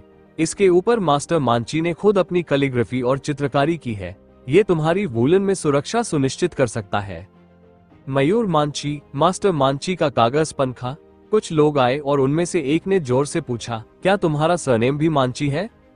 नहीं, लड़के ने सिर हिलाकर कहा। तो मास्टर मांची से तुम्हारा क्या संबंध है?